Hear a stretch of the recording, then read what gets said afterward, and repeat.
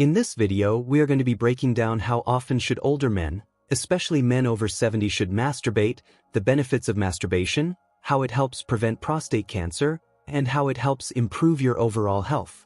This is a complete health educational video for men your age. This video is quite long, so I need you to grab some snacks and a notebook for notes taking. What if I told you that one of the most important conversations you could have about your health at 70, 75, even 85 years old, is about something most people your age have been told never to discuss out loud? What if I told you that behind closed doors, in the quiet moments you spend alone, there is a simple, natural act that could help your heart, protect your prostate, improve your sleep, and even keep your brain sharper? And yet, many men your age are avoiding it out of shame, misunderstanding, or fear. That act is masturbation. Yes, self-pleasure. Not a word you hear often in conversations about senior health, but one that deserves a seat at the table alongside exercise, nutrition, and medication management. For a lot of men over 70, even hearing that word out loud might stir a mix of emotions. Maybe a smile, maybe discomfort, maybe it reminds you of being a teenager, when hormones were raging and curiosity about your own body was as natural as breathing. But with the passing decades, something changed. Society told you it was immature, that real men focus on other things. Doctors rarely brought it up unless you asked. And so, for many, the topic faded into the shadows, even as the body and mind continued to crave connection, release, and the quiet reassurance that you're still alive in every sense of the word. But here's the thing. In recent years, medical science has started to say out loud what older generations always knew instinctively but rarely admitted, that regular sexual activity, whether with a partner or solo, plays a vital role in a man's physical and emotional well-being well into his 70s, 80s, and beyond. Not because it makes you feel young again in some nostalgic way, but because it supports the body you have now, the one that's been through decades of living, working, loving, and maybe even struggling. Let me give you a real story. John is 74 years old, retired, living a comfortable life in a quiet neighborhood. His days are filled with walks, gardening, and playing with his grandchildren. But John also carries something quietly: arthritis in his knees, a slow but steady drop in energy, and an unspoken question that's been lingering for years. Is it still okay for me to touch myself? After his wife passed away 8 years ago, he assumed intimacy was behind him. But during a routine checkup, his doctor asked about his sexual activity. John hesitated, almost laughed it off. But the doctor didn't flinch. Instead, he explained that regular ejaculation could help reduce prostate congestion, improve circulation, and even support mental health. If it feels good and it's not causing you discomfort, the doctor said, it's not only okay, it's good for you. That conversation changed John's life. He no longer saw masturbation as some leftover habit from youth, but as a quiet, personal ritual for health, no different than stretching in the morning or drinking a glass of water before bed. It was a small act that made him feel more connected to himself, less tense, and strangely, more energized in his daily life. Now, maybe you've never had a doctor be that open with you. Maybe no one in your circle has ever said these words out loud. And maybe that's why, right now, you're leaning in just a little closer to the screen, wondering if this is something you should be thinking about. Because here's the truth, at your age, there's no one-size-fits-all answer. There's no magic number that applies to every man. But there is a right answer for you, and finding it could mean not only improving your health, but reclaiming a part of yourself you might have set aside decades ago. In this video, we're going to explore the question head-on: how often should men over 70 masturbate? We'll dig into what the science says about frequency, the benefits you can expect, the risks you should be aware of, and how your body's changes in later life should shape your approach. We'll tackle myths that have been hanging around since your youth, the same ones that kept many of your peers silent for years. And we'll talk about how this isn't just about sex, it's about health, confidence, and enjoying the life you've worked so hard to live. But before we get into the studies and expert opinions, let's make one thing clear. This is not about encouraging anyone to do something they don't want to do. This is about giving you permission backed by research, to see sexual health as part of overall health.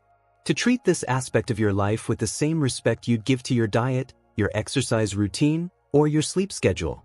And to understand that intimacy with yourself is not a luxury or an indulgence. It's a human need, and one that does not have an expiration date. Some of you might be thinking, but isn't it harder now? Doesn't it take longer? Doesn't it feel different?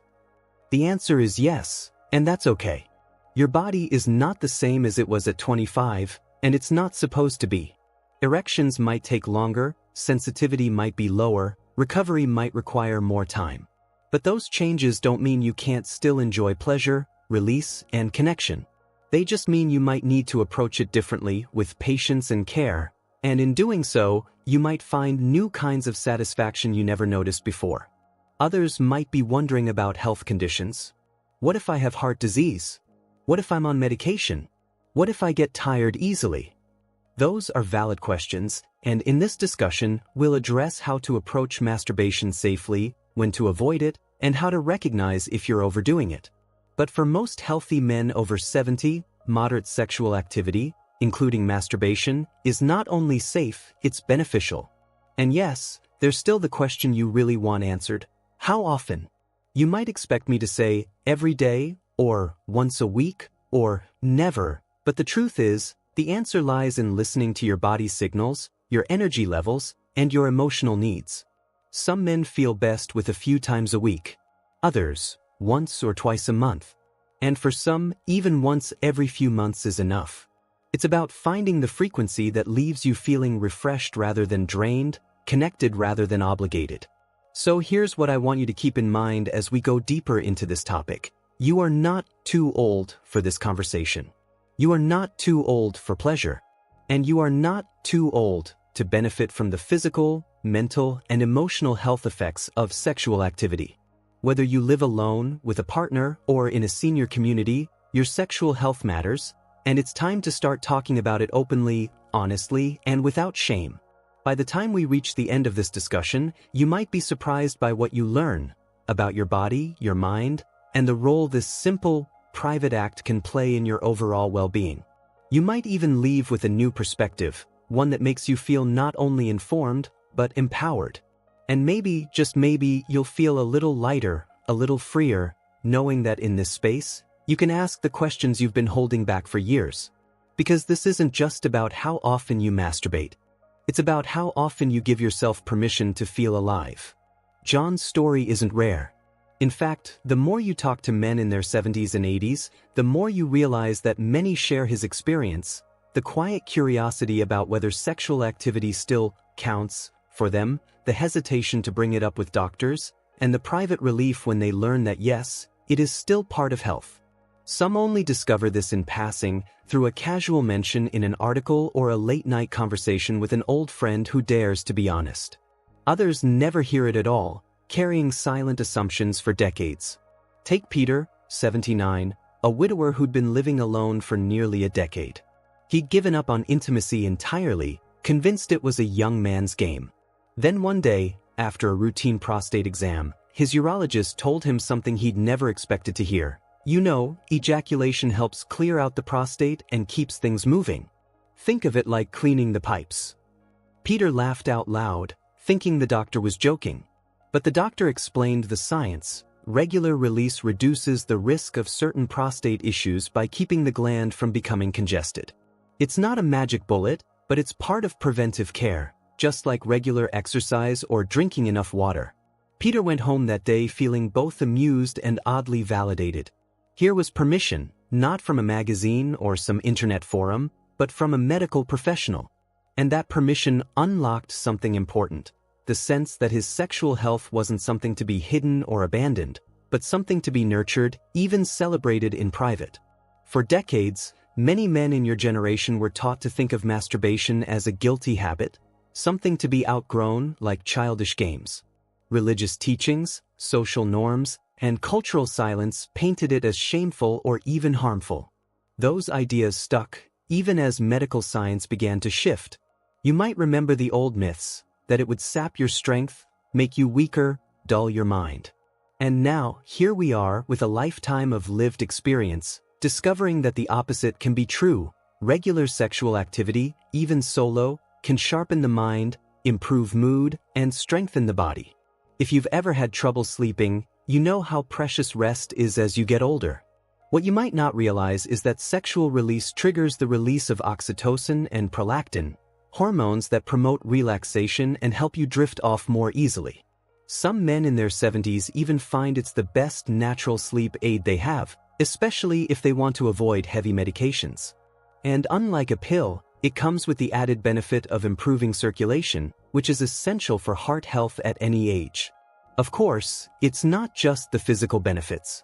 Masturbation can be a powerful emotional anchor, especially for men who've lost a partner or who live alone. Touch is one of the most fundamental human needs, and when we don't get it from others, we can still give it to ourselves. Self-pleasure isn't just about sexual release. It's about maintaining a relationship with your body, reminding yourself that you still have agency, that you can still feel good, that you are still connected to the physical world in a deeply personal way. In some cultures, older men are celebrated for continuing to embrace their sexuality. In Japan, for instance, there's a quiet but growing recognition of the role intimacy plays in longevity. Studies there have found that older men who remain sexually active, whether with a partner or through masturbation, often report higher life satisfaction and better mental health scores than those who don't. They also tend to stay more socially connected, perhaps because that sense of vitality spills over into other areas of life. But in the West, and especially for men born in the 1940s and 1950s, sexual openness in older age has often been seen as undignified. That mindset can be a barrier to even considering whether masturbation might be good for you. I can't tell you how many men have told me they feel silly or pathetic thinking about it at 75. And yet, when we push past that cultural baggage, what we're left with is a very human truth. Pleasure is not a privilege of the young. It's a right that belongs to every stage of life. Now, here's something to really consider. Your body at 70 plus is not fragile glass. Yes, it needs care. Yes, it responds differently. But it is still capable of experiencing pleasure, arousal, and release. And doing so can have cascading benefits for your cardiovascular system, your nervous system, and your mental health. The key is understanding your body's limits, adjusting your expectations, and making the experience comfortable and enjoyable rather than rushed or strenuous. In a moment, we'll get into the how often question. But before we do, I want you to think about this. When was the last time you gave yourself permission to explore your own body without guilt or embarrassment? Not for the sake of performance, not because you felt pressured, but because you wanted to, because you were curious or bored, or just in the mood for something that would make you feel good. For some men, the answer might be yesterday. For others, it might be years ago. And for a surprising number, the answer is, I can't remember. If you're in that last group, you're not alone. But you might also be missing out on something that could improve your quality of life in ways you haven't considered. Because here's the thing, this conversation isn't just about sex. It's about staying connected to yourself. It's about taking ownership of your health in ways that go beyond the obvious. It's about giving yourself the chance to enjoy small, private moments that ripple outward into better sleep, better mood, and a better sense of well-being. And it's about removing the stigma from a perfectly natural act so you can see it for what it really is, self-care. So as we step into the rest of this discussion, keep an open mind. Let's set aside outdated ideas about what's proper at your age. Let's listen to what your body is telling you, what the science has proven, and what other men your age are quietly discovering for themselves. By the time we finish, you'll have a clear, honest answer to the question of how often men over 70 should masturbate, and you'll understand why the answer matters more than you might think. Because your health is more than your blood pressure numbers or your cholesterol readings. It's in how you move, how you think, how you feel, and yes, how you connect with yourself. And that, my friend, is worth talking about. Why this question matters at 70 plus. For some men, the very idea of asking, how often should I masturbate at my age, feels like a guilty secret. It's not a question you hear over morning coffee with friends or during a family gathering. You're far more likely to hear discussions about blood pressure medication, hip replacements, or the best hearing aids. Sexual health, and especially self-pleasure, tends to be pushed into the shadows, something unspoken, as though it's no longer relevant once you reach a certain age. But here's the truth. this question matters more now than ever. Not because there's some hidden crisis, but because at this stage in life, every choice you make about your body has a bigger impact on your overall health and quality of life. And yes, that includes the choice to maintain or neglect your sexual health. The reality is that men over 70 are living longer, healthier lives than previous generations. Advances in medicine, nutrition, and lifestyle awareness mean you may have another 10, 15, even 20 years ahead of you, years that could be vibrant and fulfilling if you care for all aspects of your well-being. And sexual health is not separate from that picture, it's woven into it.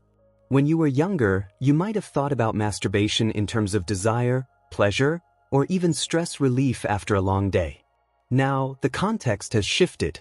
At 70, 75, 80, self-pleasure becomes less about chasing the thrill and more about maintaining circulation, keeping tissues healthy, reducing stress, and supporting emotional well-being. It's no longer a guilty indulgence. It's a maintenance habit, like stretching your back in the morning or drinking enough water. The reason this question matters now is because the cost of neglect is higher.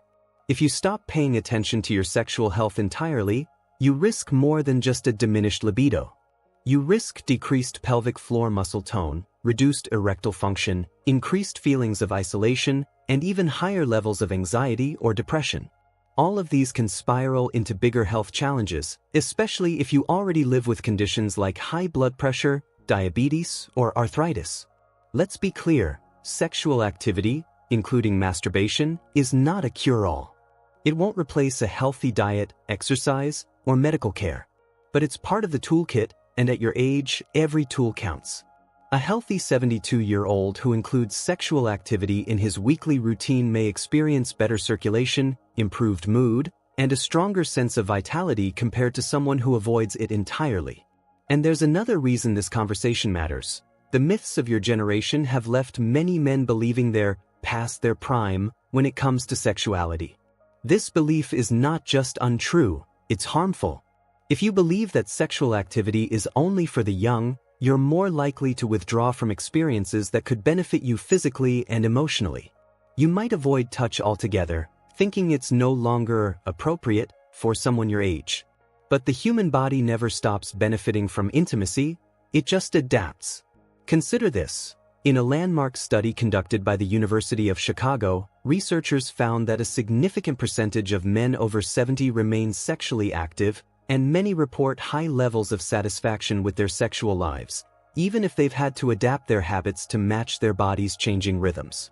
Masturbation, in particular, was linked to better sexual function overall, suggesting that keeping this part of your life alive can actually help preserve your ability to respond physically to sexual stimulation in general. It's not just about the physical benefits, either. This question matters because the act of masturbation, even if it's private and solitary, is a reminder that you are still a sensual, feeling human being. In a world that too often treats older adults as invisible, especially when it comes to sexuality, maintaining that sense of identity is powerful. It tells you, and in a quiet way, tells the world, that your age does not define your capacity for pleasure, self-care, or connection. And yes, this question matters because it opens the door to a bigger conversation about senior health. When you ask, how often should I masturbate? You're really asking, what does my body need at this stage of life to stay healthy, happy, and whole? It's a question about balance, about how to get enough stimulation to reap the benefits without exhausting yourself or causing discomfort. It's about knowing your limits and honoring them. For example, a man with heart disease might find that he needs to approach sexual activity, solo or partnered, at a slower pace, allowing for rest and monitoring how his body responds. A man with arthritis might discover that certain positions or techniques are easier on his joints. And a man who's been widowed might learn that masturbation becomes not just a physical release, but an emotional anchor that helps him manage loneliness. That's why this conversation isn't just relevant, it's urgent.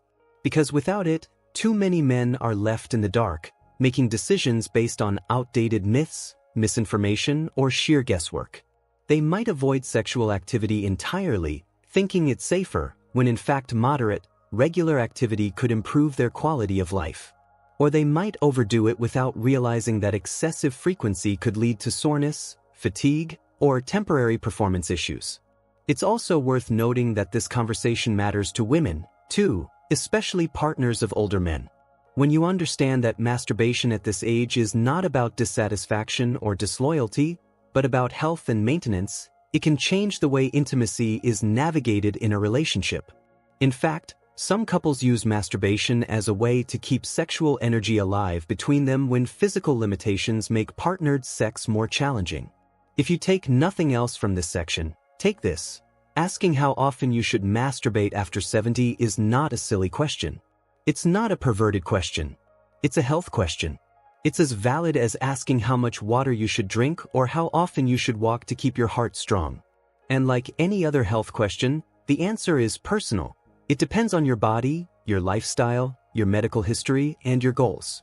In the coming sections, we'll dig deeper into the details, the hormonal shifts that influence libido at your age, the physical benefits of keeping this part of your life active, the emotional lift it can give you, and the safe, realistic frequency ranges supported by research. But for now, understand this. This topic matters because you matter. Your health matters. Your pleasure matters. And as long as you're alive, you have the right to care for every part of yourself, including the parts most people are too shy to talk about. How the male body changes after 70. If there's one thing that aging teaches every man, it's that your body has its own clock, and after 70, the hands move differently. The muscles you once took for granted aren't as quick to respond. Your joints are stiffer in the mornings.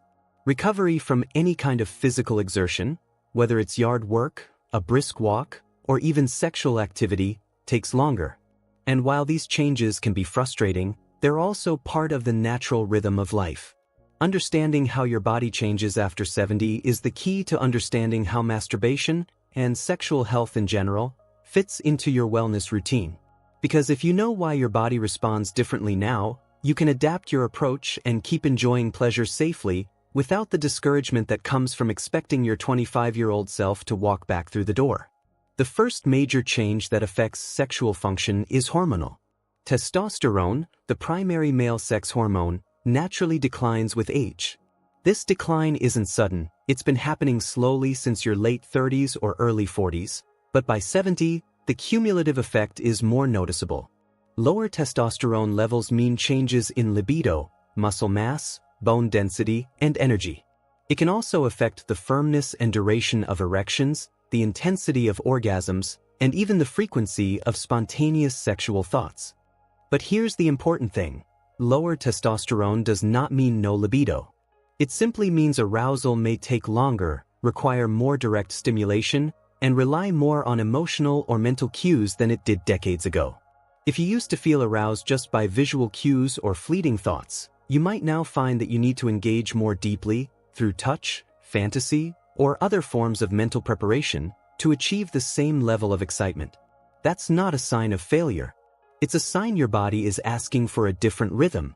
Another change is in the vascular system, the network of blood vessels that carry oxygen and nutrients throughout your body, including to your penis. Erections are essentially a hydraulic process, relying on increased blood flow into the erectile tissue. As we age, arteries naturally stiffen and blood flow becomes less efficient. For some men, this means erections take longer to develop and may not be as firm as they once were. For others, it simply means that maintaining an erection requires more sustained stimulation. It's not just about blood flow, the nervous system also plays a role. Over time, nerve endings can become less sensitive, meaning that touch may not feel as intense as it once did. This is why some men notice that orgasms feel different in later life, perhaps less explosive, more diffuse. Again, this doesn't mean pleasure is gone. It means it's evolving, shifting from a quick burst to something that can be slower, more intentional, and sometimes even more satisfying because of the focus it demands. Then there's the refractory period, the time after orgasm when the body resets and is not physically capable of another erection. In your younger years, this could be minutes. By 70, it's often hours or even days. This is entirely normal and nothing to be alarmed about. It's simply your body's way of conserving energy and protecting the cardiovascular system. The key is to accept this change rather than fight it. Instead of chasing rapid repetition, the focus becomes on quality and enjoyment in the moment. Joint health is another factor. Arthritis, stiffness, or past injuries can make certain positions uncomfortable, whether you're with a partner or alone. Masturbation might require adjusting how you sit, stand, or lie down. This might sound unromantic, but the truth is that comfort matters more than anything else, and the right position can mean the difference between a frustrating experience and a deeply satisfying one. Skin changes also play a role. Older skin tends to be thinner, drier, and more fragile. This can make friction less comfortable and lubrication more important than it might have been in your younger years. The good news is that this is an easy adjustment. A small bottle of water-based or silicone-based lubricant can restore comfort and prevent irritation. You may also notice changes in stamina and overall energy. Aging doesn't just affect sexual organs, it affects the whole body's capacity for sustained effort. If you've been working in the yard or walking a few miles, you may find that sexual activity requires a different kind of pacing than before. Rather than rushing, the focus can shift to savoring, taking your time, enjoying the process without pressure to finish quickly. Now, here's where the good news comes in. While these changes are real, they are not a death sentence for your sexual health. In fact, many men find that adapting to these changes leads to more mindful, more satisfying experiences. Slower arousal means more time for exploration. Longer refractory periods mean each encounter becomes a special event rather than a routine habit. And the shift in sensation can make you more aware of the subtle pleasures you might have overlooked in your younger years. Science backs this up. Studies on older men consistently show that those who remain sexually active, including through masturbation, report higher levels of life satisfaction and mental well-being. Regular sexual activity helps maintain blood flow, preserve erectile function, and support hormonal balance. It also releases endorphins, which are natural mood boosters and pain relievers. This is why understanding your body's changes after 70 is essential. If you expect your sexual response to be identical to your 40-year-old self, you'll be frustrated. But if you recognize that your body is simply playing by new rules, and you learn those rules, you can keep pleasure, intimacy, and self-connection alive for decades to come. Masturbation, in particular, offers unique advantages at this stage of life. Unlike partnered sex, it's entirely under your control. You can take as much time as you need, experiment with positions or techniques that feel comfortable, and stop whenever you want without worrying about another person's expectations. You can use it as a form of physical therapy for your sexual organs, keeping them responsive, maintaining muscle tone, and preventing disuse from leading to further decline. That's why this section is so important. Masturbation isn't just a sexual act. At 70+, it's a way to keep your body engaged, your mind connected, and your sense of vitality intact. And the more you understand the changes happening in your body, the better you can adapt and continue enjoying this part of life without pain, frustration, or unnecessary worry. Because in the end, the goal isn't to cling to what you had at 25. It's to embrace what you have now and use it well. The physical benefits of masturbation at this age. If there's one thing you need to hear loud and clear, it's this. At over 70, masturbation is not just okay, it can be good for your health. And we're not talking about vague, feel-good platitudes. We're talking about measurable, research-backed, body-level benefits that can make a real difference in your daily life. The older we get, the more we hear about healthy habits, walking 30 minutes a day, eating more vegetables, drinking enough water. These are all important. But here's what rarely makes it into the brochures at the doctor's office. Regular sexual activity, including self-pleasure, also belongs on that list. And while it might not be polite dinner conversation, it's worth talking about because it's part of keeping your body functioning at its best. Let's start with something that surprises many older men. Prostate health. Your prostate gland is a small organ located just below the bladder, and one of its key roles is producing fluid that nourishes and transports sperm. Over time, especially if it's not emptied regularly, the prostate can experience congestion, a buildup of fluid that isn't fully released. This can lead to discomfort and may be associated with a higher risk of certain prostate problems. Several studies, including research published in European Urology, have suggested that regular ejaculation, whether through sex or masturbation, may lower the risk of developing prostate cancer. In one notable study, men who ejaculated at least 21 times per month in their 40s and beyond had a lower incidence of prostate cancer compared to those who did so less frequently. While the research is still ongoing, the logic is straightforward. Ejaculation helps flush out old fluid and cellular debris from the prostate, potentially reducing inflammation and harmful buildup. Now, let's talk about circulation. When you become aroused, blood flow increases throughout your body, especially to your pelvic region. This is essentially a mini workout for your cardiovascular system. For older men, this increased circulation helps keep blood vessels flexible and responsive. Just as you walk to keep your legs strong, sexual activity helps maintain healthy blood flow to areas that need it to function well. Pelvic floor muscle strength is another big one. The pelvic floor is a group of muscles that support your bladder, bowel, and sexual organs. Weakness in these muscles can lead to issues like incontinence or erectile dysfunction. Masturbation engages these muscles, particularly during orgasm, and acts as a form of exercise for them. Just like doing a few sets of leg raises for your thighs, regular sexual activity helps keep these muscles from weakening. Then there's hormonal balance. Sexual activity triggers the release of various hormones, including testosterone. While levels do naturally decline with age, even small boosts from regular sexual activity can help maintain energy, muscle tone, and mood stability. You also get a surge of dopamine, the brain's reward chemical, which plays a role in motivation and pleasure. This is especially important for older men, since dopamine levels can drop over time, contributing to feelings of apathy or low mood. Pain relief might not be the first thing you think about when it comes to masturbation, but it's real. Orgasms cause your body to release endorphins, natural painkillers that can help ease discomfort from arthritis, muscle aches, and even headaches. This isn't a cure, but it's a non-invasive way to get some relief, and unlike pain medications, it doesn't come with side effects like drowsiness or digestive upset. And let's not forget immune system support. Some research has shown that sexual activity can temporarily boost immune function by increasing levels of certain antibodies. While the effect is modest, every bit helps, especially during flu season or when you're recovering from an illness. One often overlooked benefit is better sleep.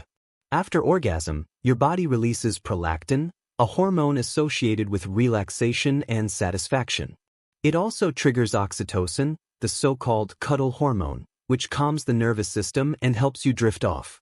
For older men who struggle with insomnia, this can be a simple, natural sleep aid, one that doesn't involve medication or complicated bedtime rituals. For some men over 70, these benefits are not just theoretical. Take Robert, 76, who used to have restless nights, waking up every couple of hours. After talking with his doctor, he made a point of incorporating sexual activity into his weekly routine, sometimes with his partner, sometimes on his own.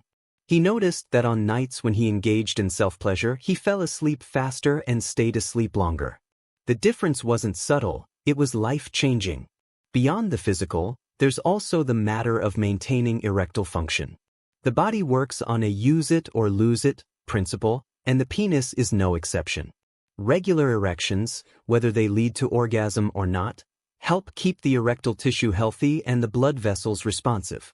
Without regular stimulation, the tissues can gradually lose elasticity, making erections harder to achieve over time. Masturbation ensures those systems are activated and maintained. It's also important to mention that masturbation is a safe, low-impact activity compared to many other forms of exercise or sexual expression.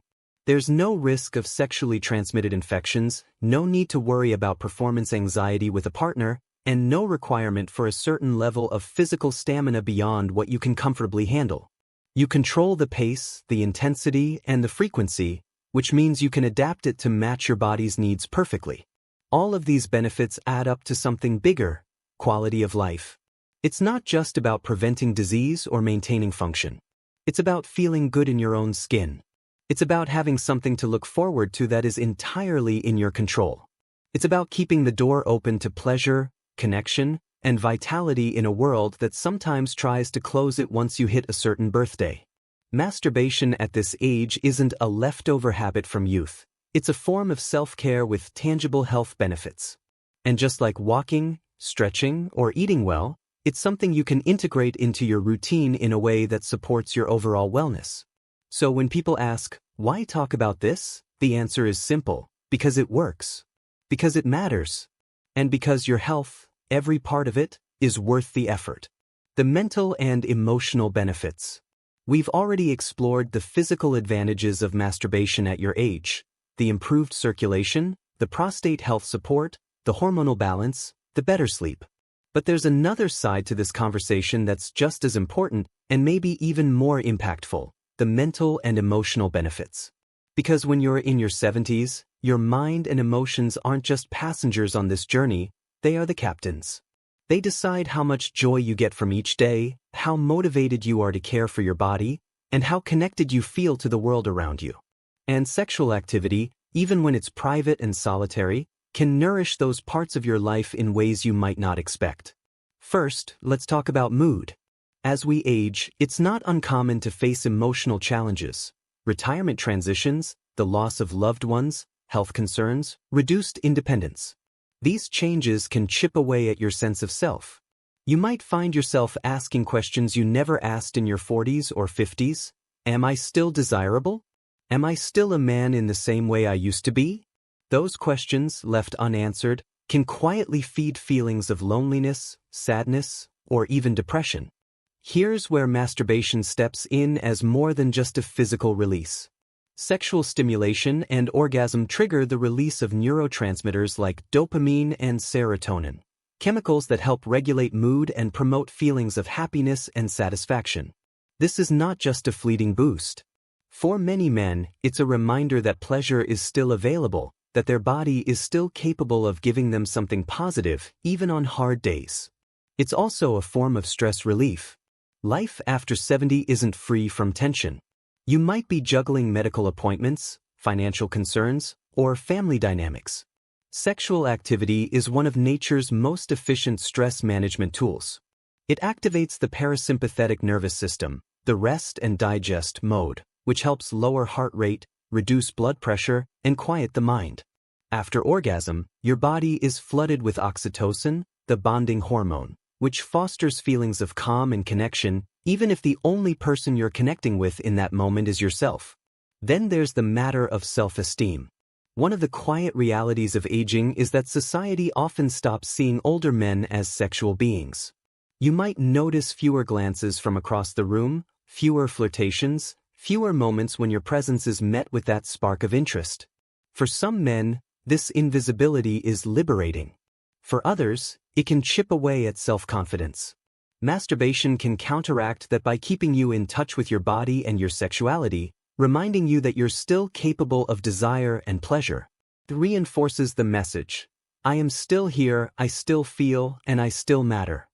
Masturbation can also be a powerful tool for emotional resilience, the ability to adapt to and recover from life's challenges. It's a private act, entirely under your control, which is something that becomes increasingly valuable when so many aspects of life feel dictated by outside circumstances. In a world where you might not be able to control your blood test results, your mobility, or your family's choices, this is one area where you call the shots. That sense of autonomy is crucial for mental health. There's also a strong mind-body connection at play. Sexual activity requires you to tune into physical sensations, to be present in the moment.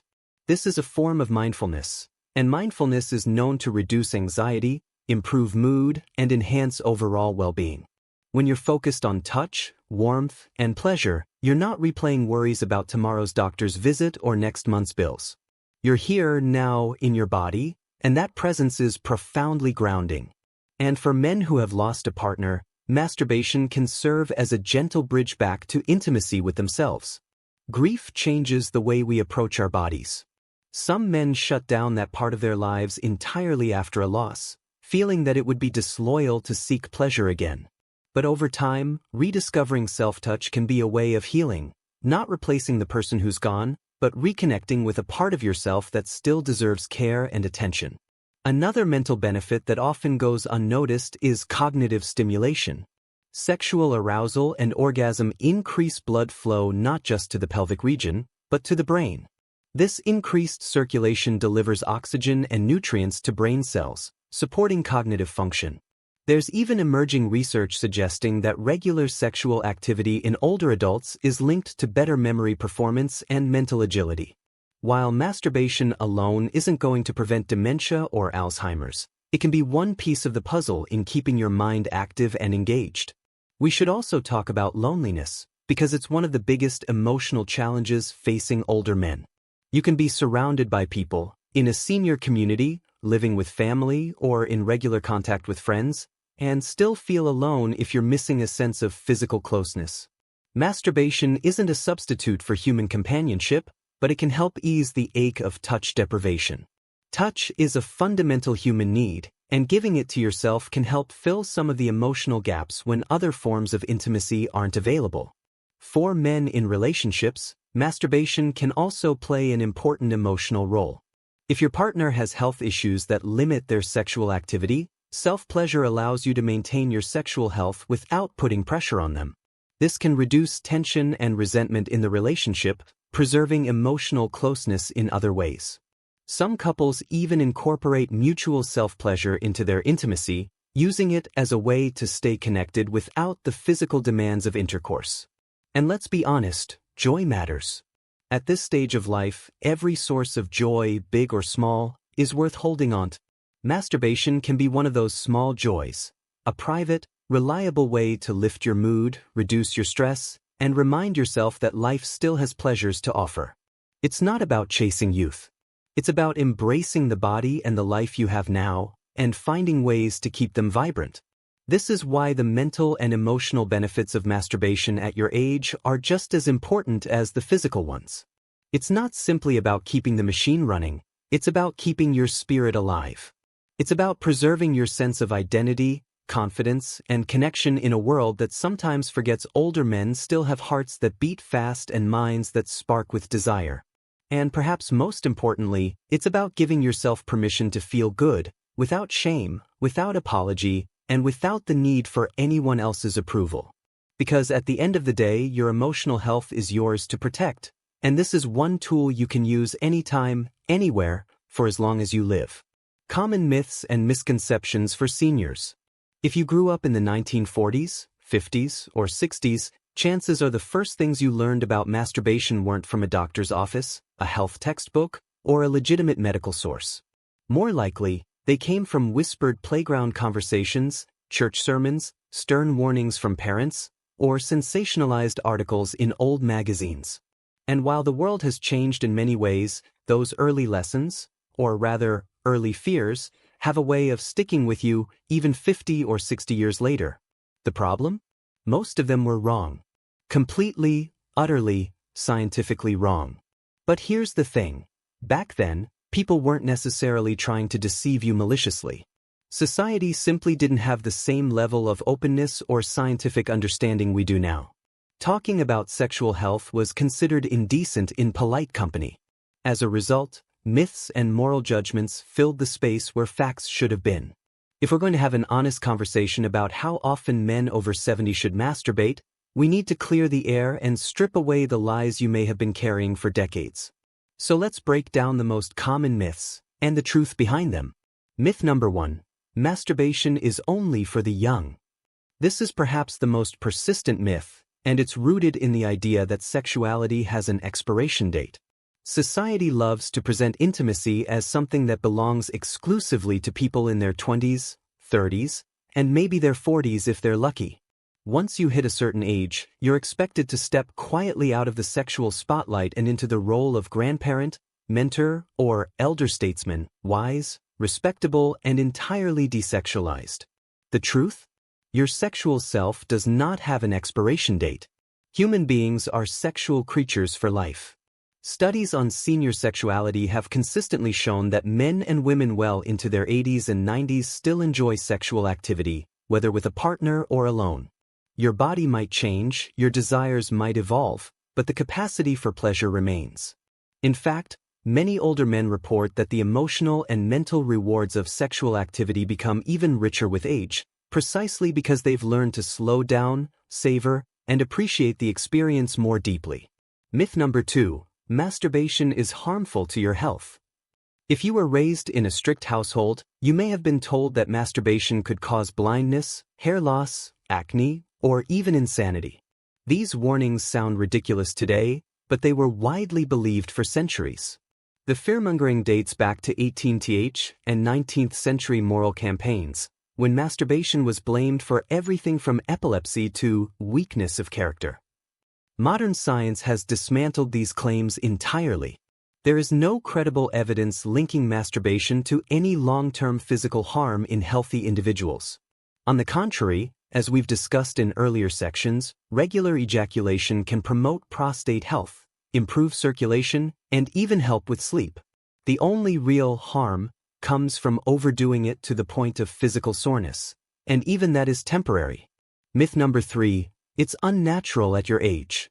This one often comes from cultural or religious teachings that frame masturbation as something immature or impure.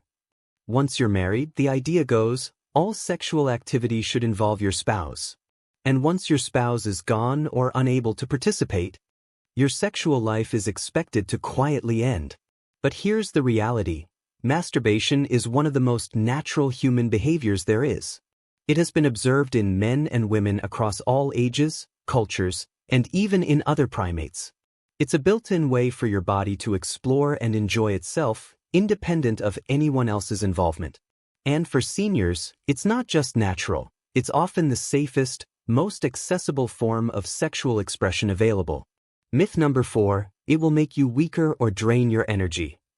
This belief probably stems from the idea that ejaculation uses up vital life force, an idea rooted in ancient cultural traditions, particularly in some Eastern philosophies.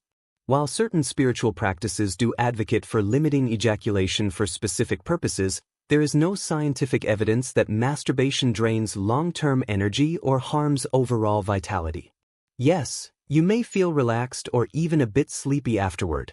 That's because of the release of calming hormones like prolactin and oxytocin, which signal your body to rest. But this is a temporary effect, not a permanent loss of strength. In fact, for many men, regular sexual activity can increase overall energy levels by improving mood, circulation, and sleep quality. Myth number 5, it's a sign of loneliness or failure. For some men, especially those who grew up in the post-war era, there's a lingering stigma that masturbation is only something you do if you can't get the real thing. This mindset reduces self-pleasure to a consolation prize, something to be ashamed of rather than embraced. But masturbation isn't a fallback. It's a valid form of sexual expression in its own right. Even men in loving, sexually active relationships choose to masturbate for different reasons: to explore fantasies, to relieve stress, or simply to enjoy time alone. At 70+, it can also serve as a way to stay sexually healthy when physical limitations or partner availability make intercourse less frequent. Far from being a sign of failure, it can be a sign of self-awareness and self-care. Myth number 6, it causes erectile dysfunction. Some older men worry that masturbation might use up their erections or make it harder to perform with a partner. The opposite is true. Erections are a use it or lose it function. Regular stimulation helps maintain healthy erectile tissue and keeps blood vessels responsive. Inactivity, not activity, is more likely to contribute to erectile challenges over time. Of course, if you notice changes in your erections, it's worth talking to a doctor, since erectile issues can sometimes signal underlying health problems like cardiovascular disease or diabetes. But masturbation itself is not the culprit. Myth number 7, you can't change your sexual habits after a certain age. This is one of the more subtle myths. The idea that whatever you're doing now or not doing is set in stone. But the truth is, your sexual habits can evolve at any age. If you've gone years without self-pleasure, you can reintroduce it gradually, experimenting to see what feels good now.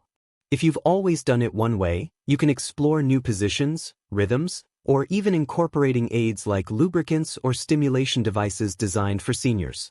Your body changes with age, and your approach to pleasure can adapt right along with it. Breaking these myths is about more than correcting bad information. It's about giving yourself permission to see sexual health as a lifelong part of overall health. It's about reclaiming something that might have been taken from you by fear, shame, or outdated beliefs. And it's about stepping into the truth that pleasure, self-connection, and sexual vitality are not the sole property of the young. They belong to anyone who's alive and willing to embrace them. Because here's the most important thing to remember: the men who age the best, physically and emotionally, are the ones who stay engaged with their bodies. And masturbation, free from myths and misconceptions, is one of the simplest, safest, and most accessible ways to do exactly that. How often is healthy for men over 70? If you've made it this far, you already know that masturbation after 70 isn't taboo, it isn't harmful, and it can actually bring real benefits to your health and quality of life. But now we get to the question that's been hovering over this conversation from the beginning. So, how often should I be doing it? It's a natural question. Human beings like certainty. We like to know there's a right answer, one that's been tested, approved, and stamped with the seal of authority. We want a number we can circle on the calendar, a guideline we can follow. But when it comes to sexual health, and especially masturbation at your age, the answer isn't as simple as X times a week. Because your body isn't a machine that works exactly like anyone else's. You've lived your own unique 70-plus years, with your own health history, habits, injuries, relationships, and lifestyle. Your heart might be stronger than some men 20 years younger. Or you might have arthritis that limits your mobility. You might be taking medications that affect sexual function. You might have a partner, or you might live alone. All of these factors shape what healthy looks like for you. That said, we can absolutely talk about safe ranges, general recommendations, and how to listen to your own body so you can find your sweet spot, the frequency that supports your health without pushing your limits. What the research suggests. Medical studies on sexual frequency in older adults tend to focus on general activity rather than masturbation specifically, but the findings are still relevant. One long-term study from Harvard Medical School found that regular sexual activity, including masturbation, was linked to better overall health outcomes in older men, provided it was done in moderation and tailored to their energy levels. The research doesn't point to a magic number, but most experts agree that 1 to 3 times per week is a healthy range for most men over 70 who are in generally good health. This frequency seems to offer the benefits of regular blood flow, hormone release, and pelvic floor engagement without causing fatigue, soreness, or irritation. But here's the important part: that number isn't a rule. It's an average. Some men feel great with once a week. Others, particularly those who've been sexually active their whole lives, might enjoy and tolerate every other day. And for some, once every 2 weeks or even once a month feels right. How to find your personal frequency. Think of your masturbation routine the same way you'd think about exercise. Too little and you miss out on the benefits. Too much and you risk overuse or exhaustion. The key is to experiment and observe your body's feedback.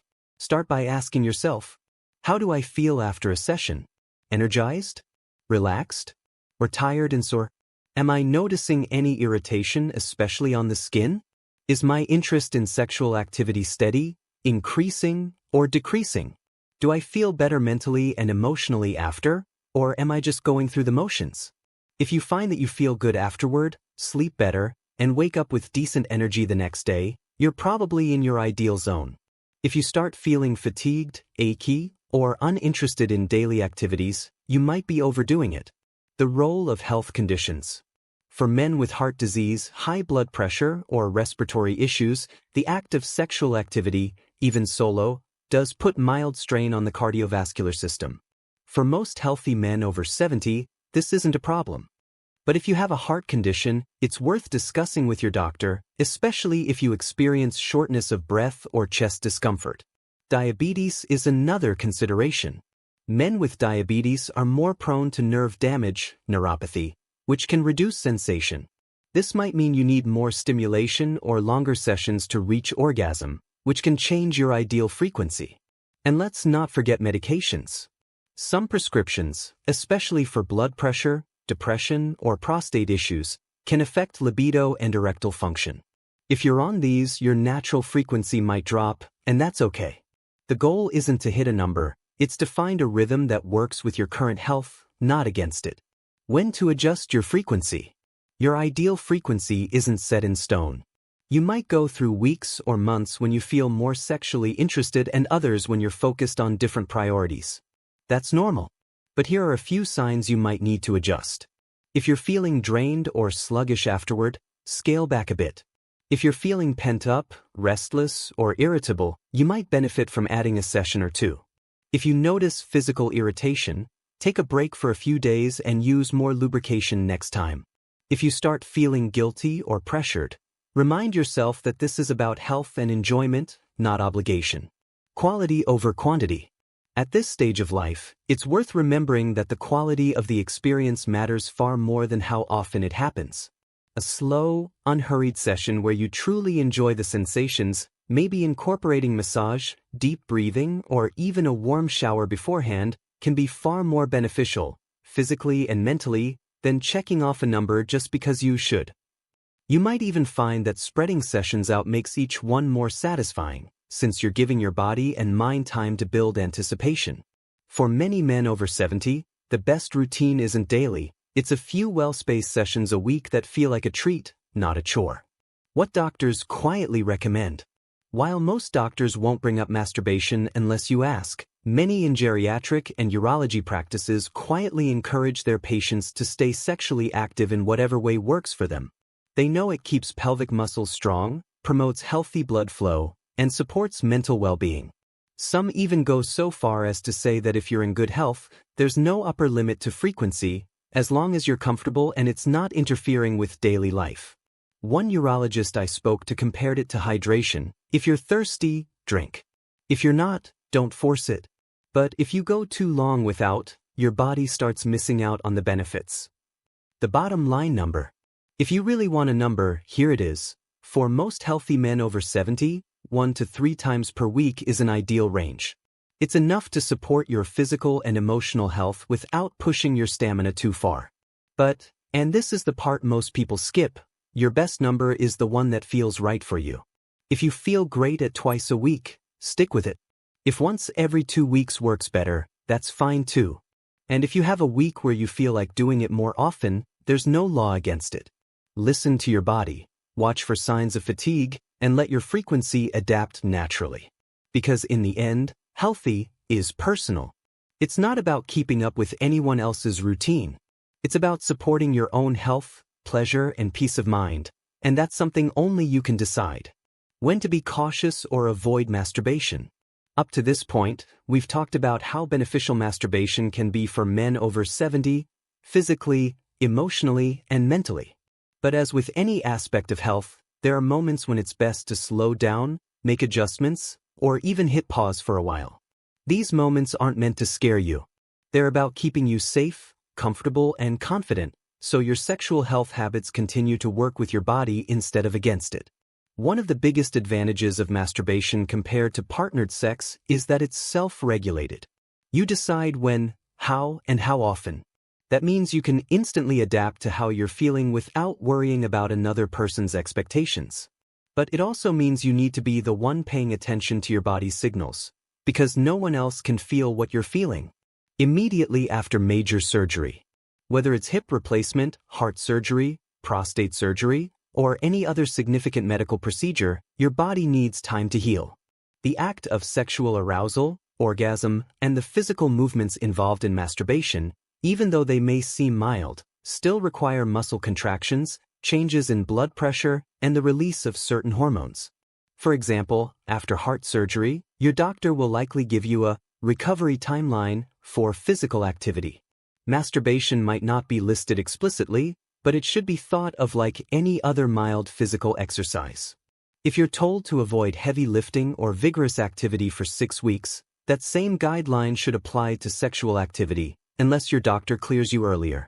Why be cautious? After surgery, your tissues are still repairing, your heart may still be adjusting, and your energy reserves are limited. Overexertion, even mild, can slow healing or cause setbacks. What to do? Ask your doctor directly, even if it feels awkward? Medical professionals hear this question more often than you might think. When you do resume, start slowly and gently. Pay attention to how your body responds in the hours afterward, during or right after a heart-related event. If you've recently experienced a heart attack, stroke, or other serious cardiovascular event, you'll need a recovery period before resuming sexual activity of any kind. Orgasm temporarily increases heart rate, blood pressure, and oxygen demand. For a healthy person, this is no problem. In fact, it can be a positive cardiovascular workout.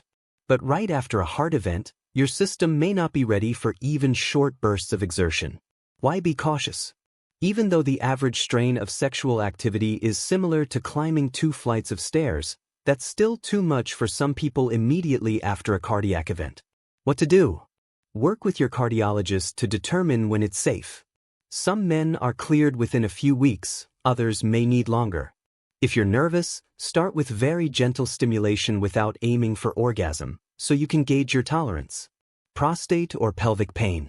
If you notice discomfort in your pelvic area during or after masturbation, especially pain in the perineum, the area between your scrotum and anus, testicles, or lower abdomen, it's a signal to stop and investigate. It could be something minor, like muscle tension, or something that requires treatment, such as prostatitis, inflammation of the prostate, an infection, or pelvic floor dysfunction. Why be cautious?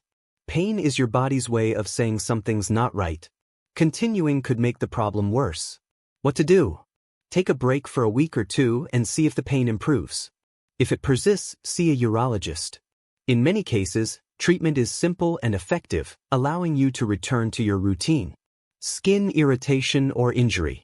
Older skin tends to be thinner, drier, and more sensitive. Without adequate lubrication, masturbation can cause chafing, redness, or even small tears in the skin. This isn't just uncomfortable, it can also increase the risk of infection, especially if you have diabetes or a weakened immune system. Why be cautious? Even minor skin injuries take longer to heal as we age. Repeated friction on already irritated skin can cause prolonged discomfort. What to do? Always use lubrication, either water-based or silicone-based, to reduce friction.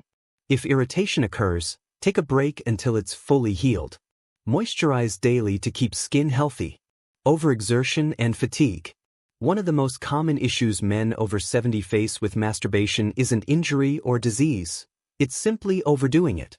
As your body ages, it takes more time to recover from all kinds of physical activity, including sexual activity. If you're feeling unusually tired, sore, or mentally drained afterward, that's a sign your frequency or intensity might be too high. Why be cautious? Sexual activity should leave you feeling relaxed or energized, not exhausted for the rest of the day. Fatigue can also affect your motivation for other healthy habits like walking, cooking, or socializing. What to do? Spread sessions out more, giving yourself at least 24 to 48 hours between them if you notice fatigue. Focus on quality rather than quantity. Slower, more mindful sessions can be just as satisfying without draining your energy. When you're experiencing erectile changes you can't explain. Occasional changes in erection quality are normal with age. But if you suddenly notice a dramatic change, such as an inability to get or maintain an erection at all, it's worth getting checked out. Erectile issues can sometimes be an early warning sign of cardiovascular disease, diabetes, or hormone imbalances. Why be cautious? Avoid assuming it's just age. Sudden changes deserve medical evaluation. What to do? Talk to your doctor and be honest. The sooner you address underlying causes, the sooner you can restore both health and sexual function. Emotional or psychological red flags. While masturbation is generally a healthy outlet, there are times when it can become a coping mechanism for emotional challenges like loneliness, depression, or anxiety. This isn't inherently bad. Many people use pleasure to self-soothe, but if you find that it's your only source of comfort, or that you're doing it compulsively without real enjoyment, it's time to take a closer look. Why be cautious? Over-reliance on any single activity to manage emotions can crowd out other healthy coping strategies. What to do? Check in with yourself about why you're engaging. Is it for pleasure and health, or to avoid feelings you're not addressing? Balance your sexual health routine with other mood-boosting activities like walking, hobbies, or social connections. Following medical advice that requires temporary abstinence. Sometimes, your doctor will specifically ask you to avoid sexual activity for a short period. This might be after certain diagnostic procedures, injuries, or as part of a treatment plan. Even if you feel fine, following these recommendations is important. Why be cautious? Ignoring medical instructions can interfere with healing or skew test results. What to do? Ask your doctor for a clear timeline. Mark the date on a calendar so you have something to look forward to when you're cleared to resume. The common thread: listen to your body. The beauty of masturbation is that it's completely under your control, which means you can stop, start, or adjust at any moment. Pain, discomfort, unusual fatigue, or sudden changes are all worth paying attention to. Your goal is not to hit a number on a chart, but to make this a sustainable, enjoyable part of your overall wellness routine. By respecting your body's limits and responding to its signals, you can continue to reap the benefits of sexual activity well into your later years, without unnecessary setbacks. How to make it comfortable and safe? One of the biggest changes in sexual health after 70 is that comfort becomes as important as desire. When you were younger, you could get away with less preparation, faster movements, and almost any position you felt like trying. Now, your body requires a little more planning, a little more gentleness, and a lot more attention to detail. That's not a bad thing. In fact, slowing down and prioritizing comfort can make the experience more satisfying. The key to making masturbation safe and enjoyable at this stage of life is to adapt it to your body's needs. This means finding positions that don't strain your joints, using the right kind of lubrication to protect your skin, pacing yourself to avoid overexertion, and making the environment work in your favor. Start with a warm-up literally. Just as you wouldn't jump into a workout without warming up, you shouldn't go straight from 0 to 60 with sexual activity. At 70 plus, blood vessels take a little longer to dilate and muscles take longer to loosen. Starting with warmth helps your body ease into arousal and reduces the risk of discomfort. Why it helps? Warmth increases blood flow, relaxes muscles, and makes skin more pliable. How to do it? Take a warm shower or bath beforehand. This not only helps physically but also mentally transitions you into a more relaxed state. If you prefer to stay dry, use a heating pad or warm towel on your thighs and lower abdomen for 5 to 10 minutes before starting. Find joint-friendly positions. Arthritis, lower back pain, and hip stiffness can make certain positions uncomfortable. The key is to minimize strain on your spine, wrists, and knees while still allowing freedom of movement. Comfortable options for seniors. Reclined in bed with pillows, place a pillow behind your back for support and another under your knees to reduce lower back strain. Sitting in a supportive chair. Choose a chair with armrests so you can stabilize your arms without relying on shoulder strength alone. Side lying position. Lie on your side with a pillow between your knees. This reduces pressure on your hips and back. Experiment until you find the position that feels most natural. You should be able to stay in it for the entire session without numbness or cramping. Use the right lubrication. Older skin is thinner, drier, and less elastic. Without adequate lubrication, friction can cause irritation or even small tears. Best options for seniors. Water-based lubricants, easy to clean, safe with all materials, but may need reapplication during longer sessions. Silicone-based lubricants, lasts longer, feels smoother, and is excellent for sensitive skin. Not recommended for use with silicone toys. Oil-based options. Coconut oil or mineral oil can work well for men without latex allergies, but they can stain fabrics. Pro tip: keep a small towel nearby to wipe your hands if needed. This helps you adjust positions without slipping. Pace yourself. You don't have to rush. In fact, one of the greatest benefits of age is that there's no hurry. A slower pace not only prevents overexertion but also makes the experience more pleasurable by giving your brain time to fully register each sensation. Practical pacing tips. Start with light touching and gradually increase intensity. Use pauses to catch your breath, change positions, or add more lubrication. Pay attention to your heart rate. If it feels uncomfortably fast, slow down or take a break. Keep your breathing steady. Breathing patterns affect arousal and physical comfort. Short, shallow breaths can make you tense and limit oxygen flow. Slow, deep breathing helps you relax and maintain stamina. Solo sexual activity maintains erectile function and responsiveness, making it easier to engage in partnered sex when the opportunity arises, which in turn can make partnered intimacy more rewarding when it does happen. For many older men, and the benefits aren't purely physical. Staying connected to your own sexual self can make you feel more confident, more vibrant, and more connected to your partner outside the bedroom. Confidence is attractive at any age. Avoiding resentment and silent distance. In relationships where masturbation is seen as off-limits or shameful, it can create unnecessary problems. If one partner discovers the other masturbating and interprets it as a sign of dissatisfaction, it can lead to arguments, hurt feelings, or emotional withdrawal. The solution isn't to avoid masturbation altogether, it's to address the assumptions. When both partners understand that solo pleasure doesn't diminish shared intimacy, they can each feel secure. In fact, it can make partnered intimacy less pressured and more spontaneous, because neither person feels like sex is a duty or an obligation. When masturbation might signal a relationship issue.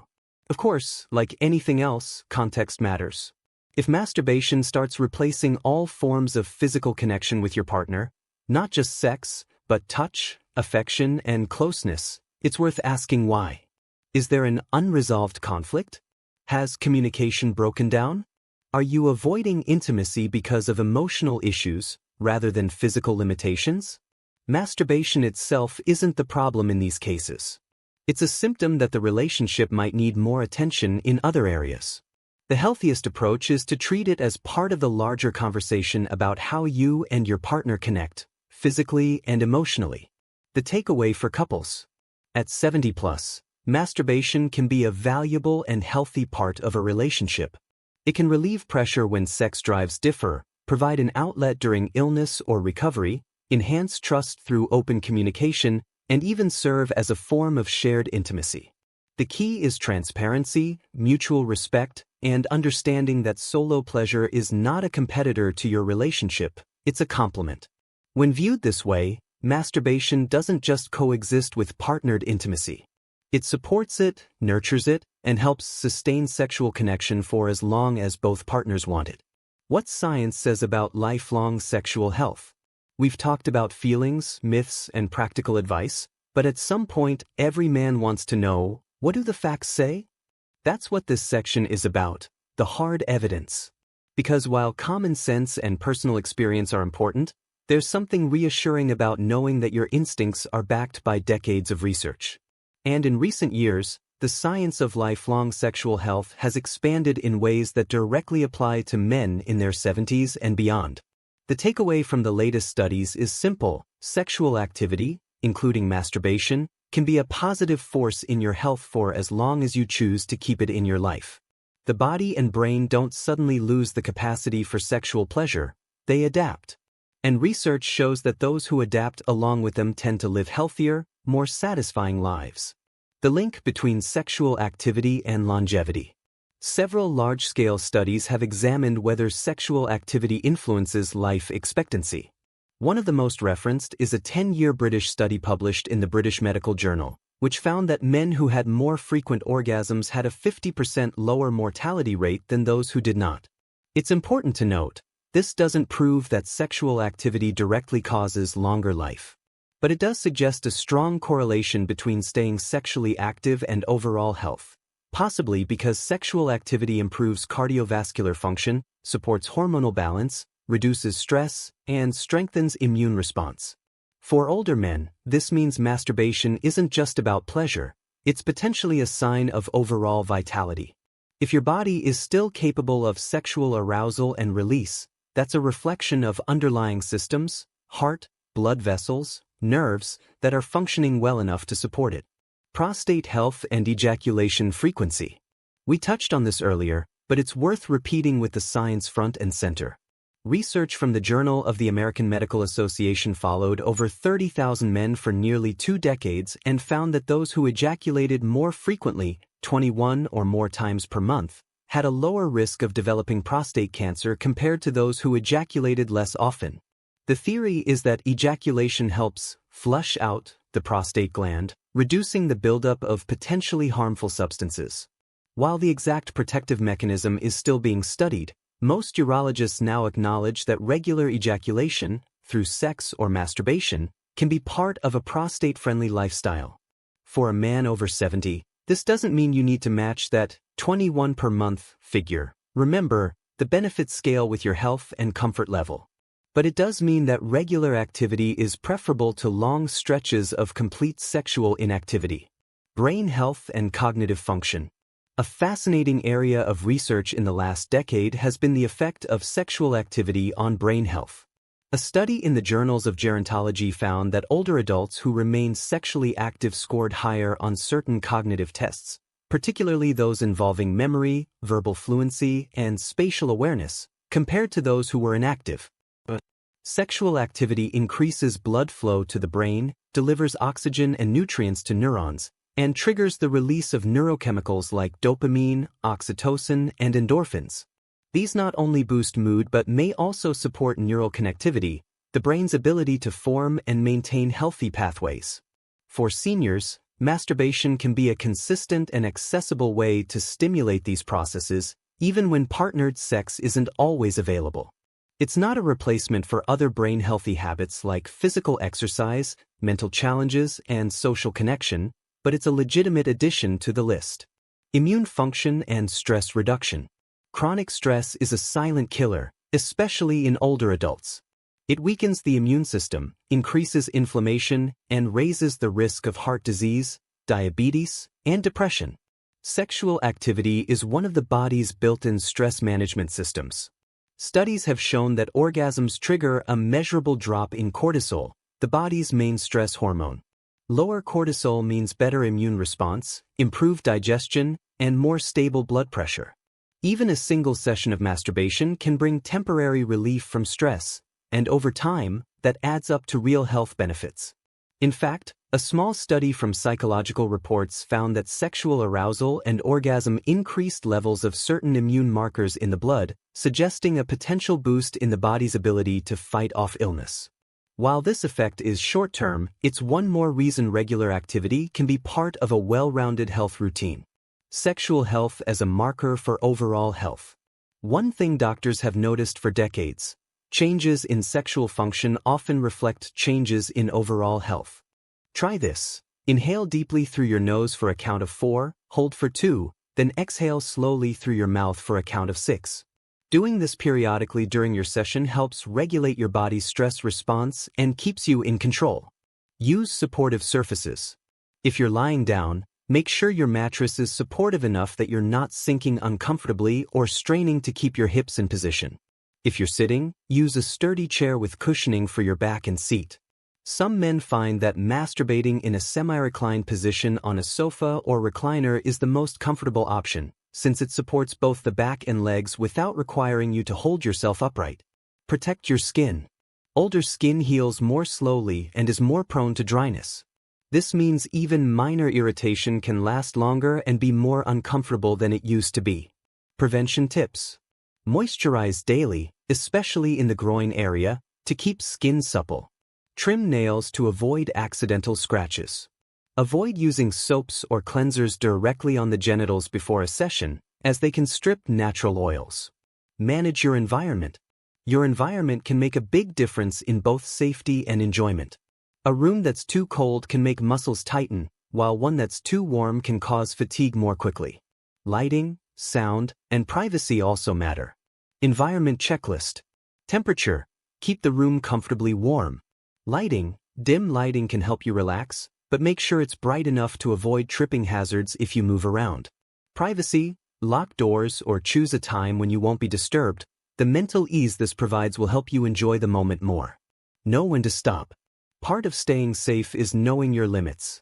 If you feel any sharp pain, dizziness, shortness of breath, or chest discomfort, stop immediately. Pleasure should never come at the cost of safety. Golden rule. It's better to pause and resume another day than to push through discomfort. Consider aids designed for seniors. There's no reason to avoid tools that can make masturbation easier and more comfortable. Modern sexual health products aren't just for the young. In fact, many are designed with older adults in mind. Examples: ergonomically designed masturbation sleeves that are easier to grip, vibrating devices that provide stimulation without requiring as much hand movement or pressure, heated devices that combine warmth with stimulation to enhance blood flow. These can be particularly helpful for men with arthritis or reduced grip strength. The big takeaway?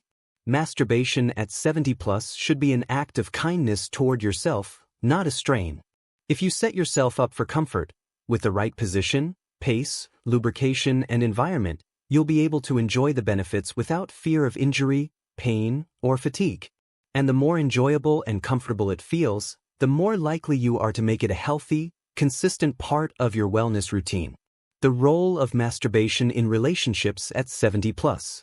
When people hear the word masturbation, they often think of it as a private, solitary act, something separate from relationships, and in some cases, something that competes with them. But for men over 70, especially those in long-term partnerships, the truth is far more nuanced. At this stage of life, solo sexual activity doesn't have to be a rival to intimacy with your partner. It can be a tool that supports it, complements it, and helps both partners navigate the physical and emotional changes that come with aging. The way masturbation fits into a relationship at this age depends on the unique circumstances of that relationship.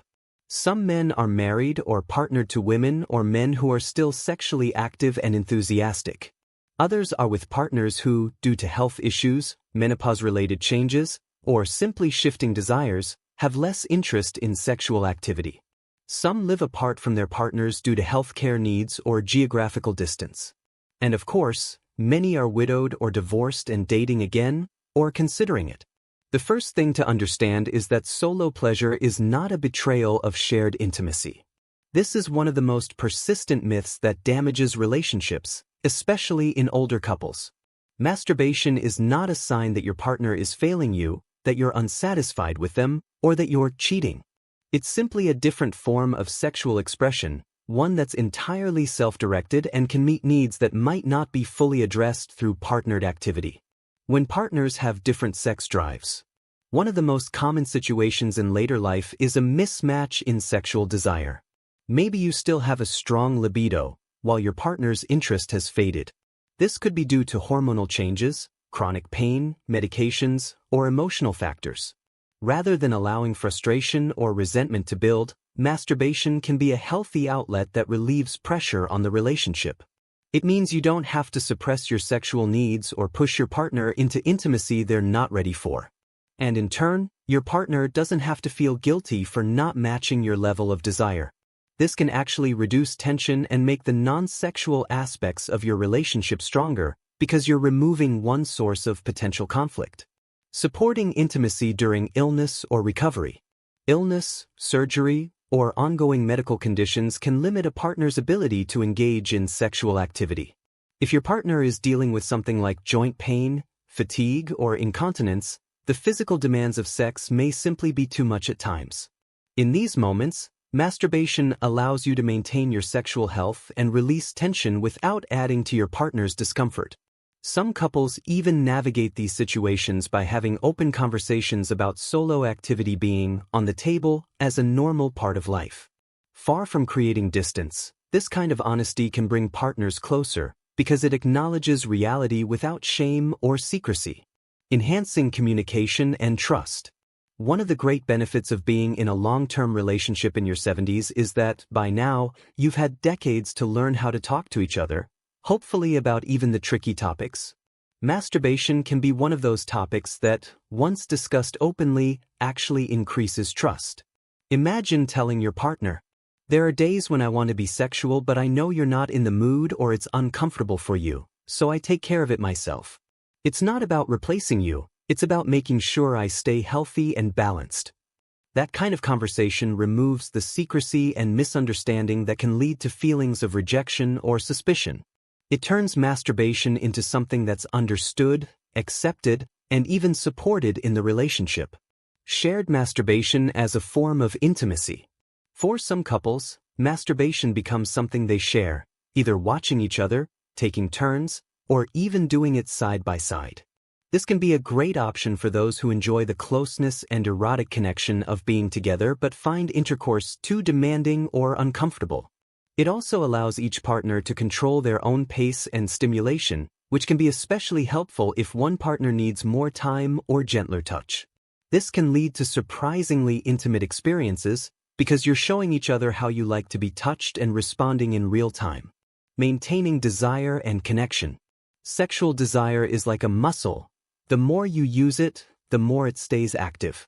Masturbation can keep your libido alive. If a man who's been sexually active suddenly finds it difficult to get or maintain an erection, it can be an early warning sign of cardiovascular disease, diabetes, or hormonal imbalances. In this way, staying in touch with your sexual health, literally, can act as a form of self-monitoring. If you notice changes in your erections, arousal patterns, or orgasm quality, it's worth discussing with your doctor. Often, treating the underlying health issue restores sexual function and improves overall well-being. Emotional well-being and quality of life. From a psychological standpoint, sexual activity plays a big role in life satisfaction. The National Social Life, Health, and Aging Project found that seniors who reported being sexually active also reported higher overall happiness, stronger relationships, and better self-esteem. For men over 70, masturbation can sustain these benefits even when circumstances, health problems, partner availability, mobility limitations, make other forms of intimacy more difficult. The simple act of connecting with your body, feeling pleasure, and releasing tension reinforces the message, I am still capable. I am still alive in this way. Adaptability is the key. Perhaps the most important thing science tells us about lifelong sexual health is that adaptability matters more than rigid routines. Men who remain open to adjusting their sexual habits as their bodies change tend to enjoy better outcomes, both in physical function and emotional satisfaction. This means accepting that the way you masturbate at 75 might not be the way you did it at 35. It might be slower, gentler, or involve different positions or aids. It might focus more on sensation and less on speed. And that's not a loss, it's an evolution. The science-based bottom line. From prostate health to brain function, stress relief to emotional well-being, the evidence is clear. Sexual activity, including masturbation, can be a lifelong ally in your health journey. There is no medical reason to stop unless you have a specific health condition that requires temporary abstinence, and in most cases, the benefits far outweigh any potential risks.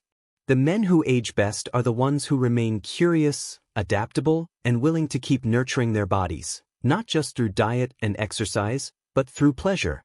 And science is finally catching up to what many older men have quietly known for years. Sexuality doesn't end with youth. It simply changes shape. Emotional roadblocks and overcoming shame. For many men over 70, the biggest barrier to healthy masturbation isn't physical at all. It's emotional. And it's not just a vague discomfort, and it's often a deep, ingrained sense of shame, guilt, or embarrassment that's been carried for decades. This is the part of the conversation that's hardest to talk about, because it means confronting not just what you think now, but what you've been told your whole life. You didn't grow up in a world where sexuality, especially solo sexuality, was openly discussed, celebrated, or normalized. Quite the opposite. Most men in your generation were raised in an environment that linked masturbation with secrecy, sin, and weakness. The result? Even now, with more medical knowledge and cultural acceptance, the act itself can trigger mixed feelings, pleasure and shame tangled together. Some men avoid it altogether because the emotional weight feels heavier than the physical benefits. Others go through the motions but can't shake the sense that they're doing something wrong, even though they logically know that's not true. Where the shame comes from. Shame rarely appears out of nowhere. For most men over 70, it started early. Religious teachings framing masturbation as sinful or immoral. Parental warnings that it was dirty, dangerous, or something good boys don't do. Schoolyard myths that it would cause physical deformities, blindness, or drain your strength. Cultural silence, where sexuality was never openly discussed, leaving young people to fill in the blanks with fear and guesswork. These early messages are powerful because they were planted in your most formative years. They shaped how you saw yourself, your body, and your desires. And unlike learning that Santa Claus isn't real, these beliefs often don't get fully dismantled with age. They hide in the background, ready to whisper in your ear when you're alone. The generational gap in sexual openness. Men in their 70s today grew up in a completely different sexual climate. You didn't have easy access to scientific information about sexual health. You didn't see older adults represented as sexual beings in movies, TV, or advertising. In many ways, society told you that sexuality was a young man's game, and that older men should gracefully bow out of that part of life. Fast forward to today, and the landscape is radically different. Younger generations talk openly about sexual wellness, self-pleasure, and consent. There are books, podcasts, and entire wellness brands built around the idea that sexual health is part of overall health. But if you've spent decades thinking of masturbation as something secretive, the sudden openness can feel alien, even a little threatening. The emotional toll of suppressing sexuality. The problem with shame is that it doesn't just make you feel bad, it robs you of opportunities for joy, connection, and self-care. Men who feel ashamed of masturbation often avoid it entirely, missing out on physical and emotional benefits. Engage in it but rush through it, unable to relax and fully enjoy the sensations. Hide it from partners, creating unnecessary secrecy in the relationship. Internalize the idea that they're past it, which can feed into feelings of aging and decline. This suppression can even spill over into other areas of life. If you carry guilt about something as natural as self-touch, it's easy for that guilt to blend with other insecurities about your body, your health, or your independence. Reframing masturbation as self-care. The first step in overcoming shame is changing the story you tell yourself about what masturbation means. It's not a failure. It's not a substitute for the real thing. It's not proof that you're lonely, desperate, or out of options. Masturbation is self-care. It's a way to keep your sexual organs healthy, relieve stress and tension, improve mood and sleep, maintain a connection to your own body. If you can view it in the same category as taking a walk, stretching, or meditating, you remove the layer of moral judgment and focus on its real value. Using knowledge to fight guilt. Guilt thrives in ignorance. The less you know, the easier it is for old, outdated beliefs to take root.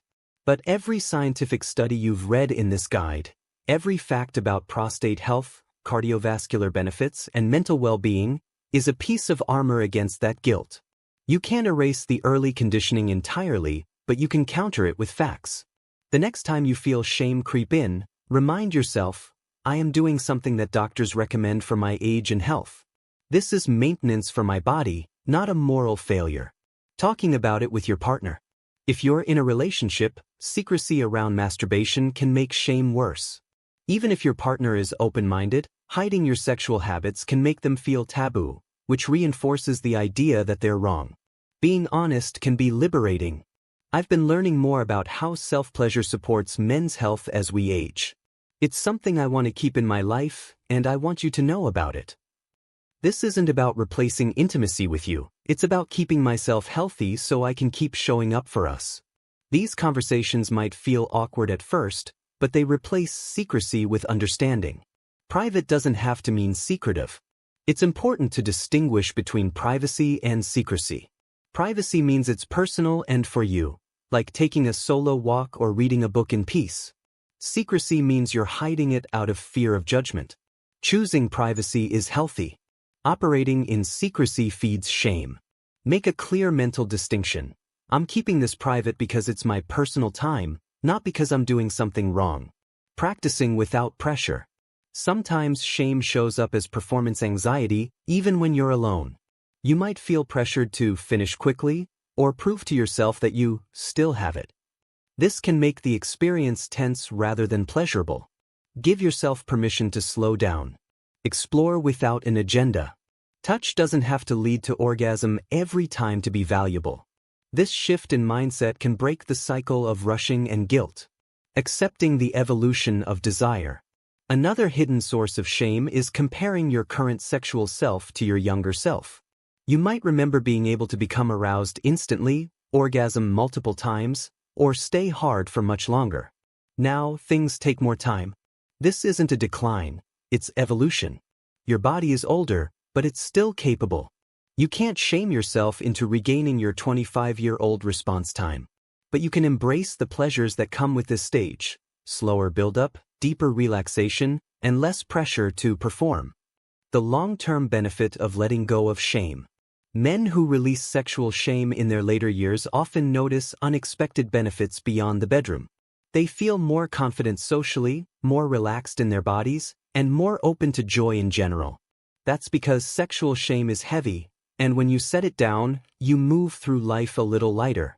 And here's the final truth: masturbation after 70 is not a guilty pleasure. It's a health practice. It's a connection to yourself. And it's one of the few things in life that is entirely on your own terms. No schedule, no cost, no approval needed. When you let go of the shame, you make space for the full benefits to take root in your body, your mind, and your spirit. Alternatives when masturbation isn't possible. Even with all the benefits we've discussed, there are times when masturbation just isn't an option. Maybe it's temporary, recovering from surgery, dealing with joint pain, or healing from skin irritation. Maybe it's permanent, a medical condition, medication side effects, or a personal decision. Or maybe it's simply that you no longer feel the desire for solo sexual activity but still want to keep your body and mind engaged in healthy ways. The good news? Masturbation is not the only way to maintain sexual health, intimacy, and pleasure after 70. There's a whole spectrum of alternatives that can keep your sexual organs active, your mind stimulated, and your emotional needs met. Some are physical, others are mental or emotional, but all can be adapted to your comfort level and ability. Sensual touch without ejaculation. One of the most powerful shifts you can make is realizing that sexual health isn't all or nothing. You don't have to reach orgasm for touch to be beneficial. Simply stimulating the skin, muscles, and nerve endings in your pelvic area can maintain blood flow and sensitivity. What it looks like: lightly massaging the inner thighs, lower abdomen, and perineum, the area between the scrotum and anus. Using warm oil or lotion to make the touch more comfortable and soothing. Combining this with deep breathing or meditation for relaxation. This kind of touch keeps nerve pathways active and can be especially helpful if you're avoiding orgasm due to a medical restriction or personal choice. Partnered intimacy without intercourse. If you have a partner, you can maintain sexual connection without traditional sex or solo masturbation. Physical affection, kissing, caressing, cuddling, and even lying together in bed, has been shown to release oxytocin, reduce stress, and strengthen emotional bonds. For couples where intercourse is difficult due to health issues, these forms of non-penetrative intimacy can be deeply satisfying. They allow both partners to share physical closeness without the physical strain of full sexual activity. Erotic literature and audio. Sometimes the brain is the most powerful sexual organ. Engaging with erotic literature or audio erotica can stimulate arousal mentally, even if you don't act on it physically. This mental engagement helps keep desire alive and can improve mood and self-esteem. Why it helps? Mental arousal still triggers hormonal responses, dopamine, oxytocin, and serotonin, which contribute to emotional well-being. Options: reading erotic short stories or novels geared toward mature audiences. Listening to narrated erotica designed for relaxation and slow pacing. Pelvic floor exercises, Kegels. Pelvic floor exercises strengthen the muscles that control erections, ejaculation, and bladder function. Even without direct sexual activity, keeping these muscles strong helps maintain erectile function and overall genital health. How to do them? Identify the muscles you use to stop urination midstream. Contract them for 5 seconds, then relax for 5 seconds. Repeat 10 to 15 times, 2 to 3 times per day. These exercises can be done discreetly anywhere, sitting, standing, or lying down, and have no negative side effects.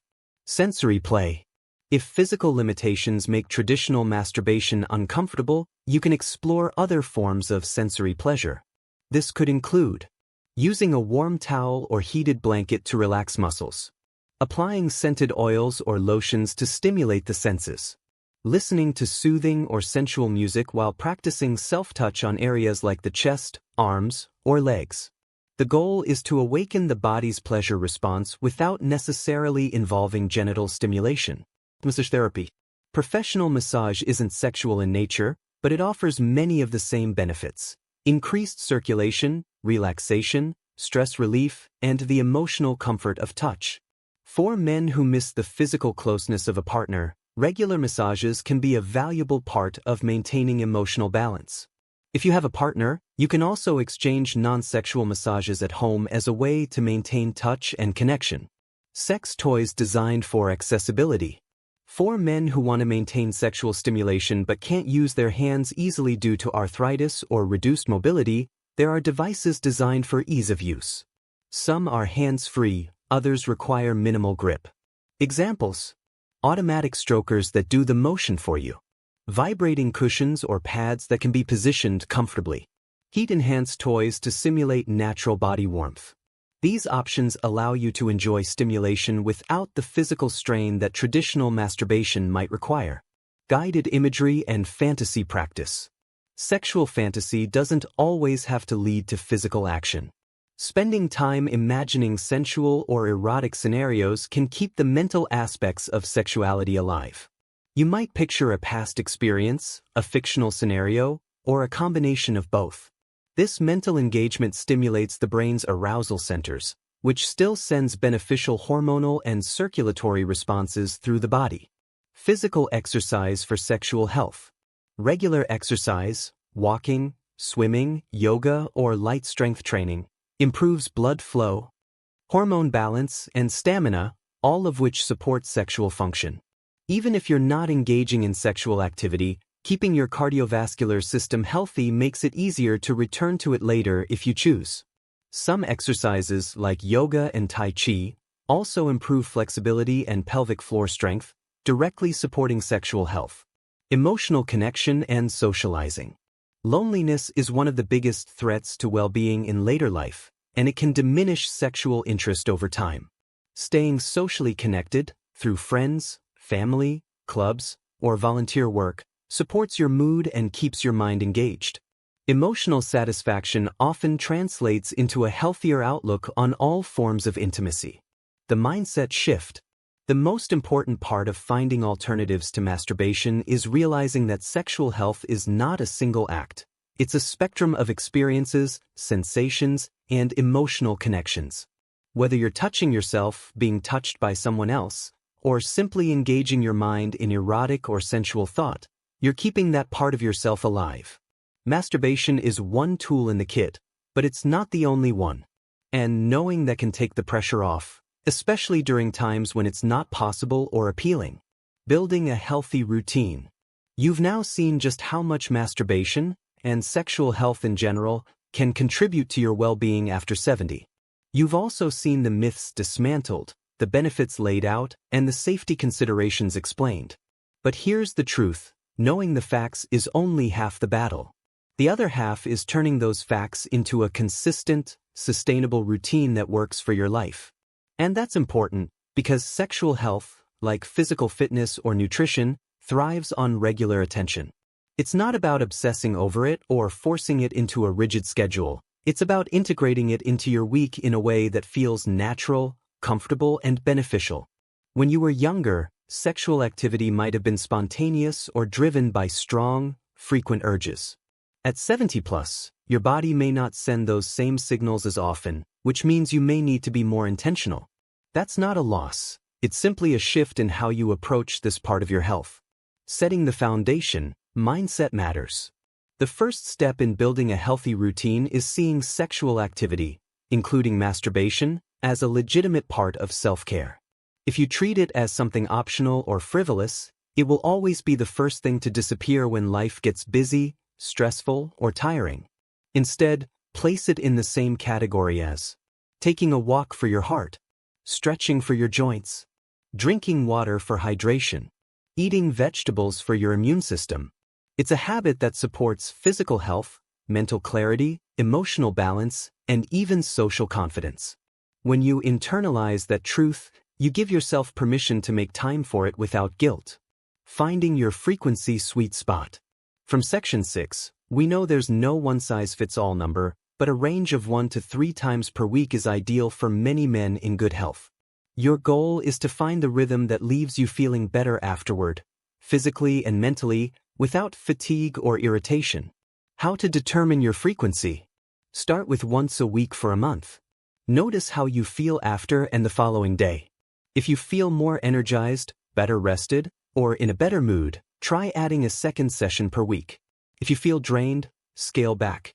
Remember, this is about supporting your life, not adding pressure to it. Preparing your environment.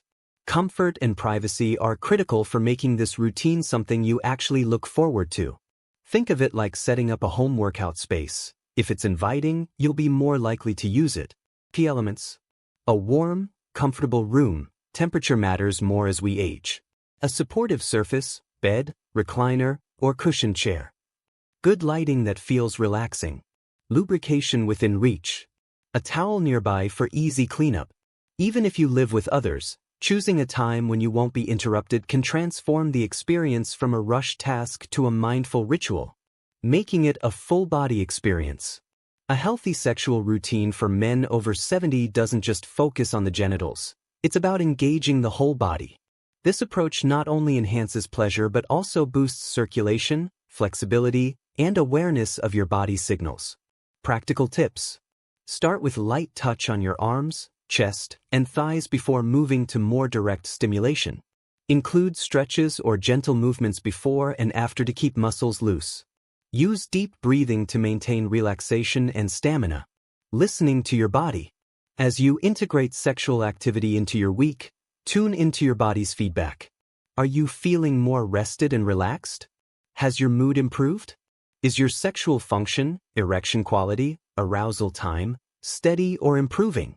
If you notice soreness, unusual fatigue, or irritation, that's your body asking for adjustments, either in frequency, duration, or technique. Incorporating pelvic health exercises. Adding Kegels and other pelvic floor exercises to your weekly routine can enhance the benefits of masturbation by strengthening the muscles that support erections and bladder control. Sample mini routine. Contract pelvic muscles for 5 seconds. Relax for 5 seconds. Repeat 10 to 15 times, 2 to 3 times a day. Doing this alongside your regular sexual activity builds a foundation for better long-term function.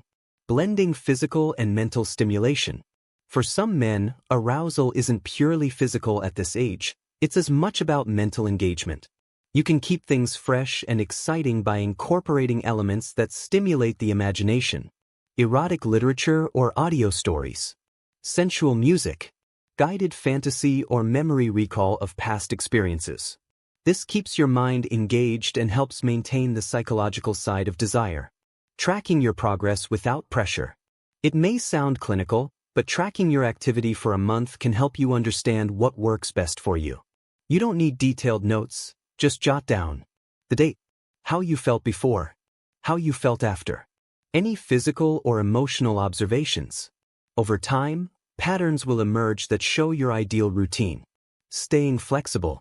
Your routine should adapt to your life, not the other way around. Some weeks you might be more active, others you might take a break. That's normal. Health routines work best when they allow for flexibility. The key is not to let long stretches of inactivity become the default, because sexual health, like muscle tone or stamina, benefits from regular engagement. Integrating with overall wellness. Sexual health doesn't exist in a vacuum. The better your overall health, the easier and more enjoyable masturbation will be. Pair your sexual routine with regular cardiovascular exercise, walking, swimming, a nutrient-rich diet, adequate hydration, quality sleep habits. When you support your body in these ways, sexual activity becomes easier and more rewarding. The big picture. Building a healthy sexual routine after 70 isn't about recapturing your 25-year-old self. It's about working with the body you have now, respecting its limits, enjoying its capabilities, and keeping it active in a way that enhances your life. If you treat it as part of your wellness plan, just like eating well or moving your body, it stops being a guilty secret and becomes what it really is: maintenance for your physical, mental, and emotional health. Voices from real men over 70. For many men over 70, conversations about sexual health feel like stepping into forbidden territory. It's not that they don't care about the subject, quite the opposite, but decades of social conditioning, cultural taboos, and personal insecurities have made it difficult to speak openly. And yet, when you do get older men talking honestly, the stories they tell are rich, varied, sometimes heartbreaking, and often filled with a wisdom younger generations rarely hear. To truly understand the lived experience behind the research and recommendations we've discussed, it helps to listen to voices from the very age group we're talking about. These are the words of men who've navigated the shifting tides of sexual desire, physical change, and emotional adaptation in later life. Their stories are not meant to be prescriptive, but illustrative, showing the different ways men have integrated masturbation, intimacy, and sexual health into their 70s and beyond.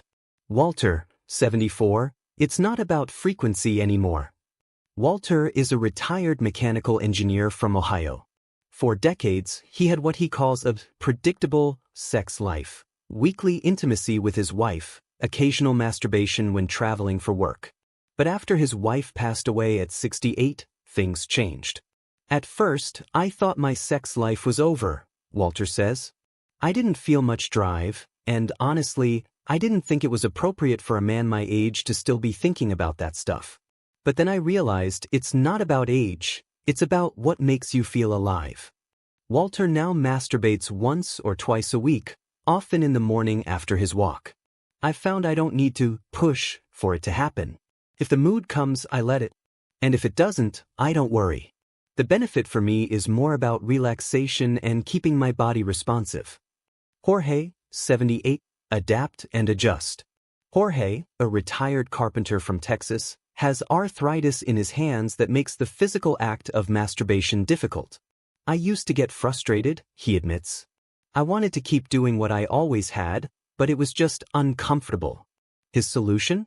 He invested in a hands-free device specifically designed for men with limited mobility. At first, I felt silly ordering it, he says. But I'll tell you something, it gave me back a part of my life I thought was gone. And that's worth swallowing a bit of pride for. Jorge's story highlights a critical truth. Sometimes keeping your sexual routine alive after 70 means changing how you do things, not giving up on them altogether. Raymond, 72, it's about connection, not just release. Raymond has been married to his wife, Linda, for 46 years. In their 70s, intercourse has become less frequent, but their intimacy is as strong as ever. We cuddle more. We touch more. Sometimes we masturbate together, and sometimes I do it alone. But the key is we keep the conversation open. I think that's what keeps us both satisfied. Raymond emphasizes that masturbation for him is not a replacement for his relationship, but a complement. I don't see it as selfish, I see it as self-care. And when I take care of myself, I have more to give to Linda. Howard, 80, from shame to freedom. Howard grew up in an era where masturbation was considered shameful. My father used to tell me it would make me go blind, he says with a laugh. I believed that for years. It wasn't until his late 60s that Howard began to see masturbation as healthy. I read an article about prostate health and realized, this isn't dirty, it's maintenance. Like brushing your teeth.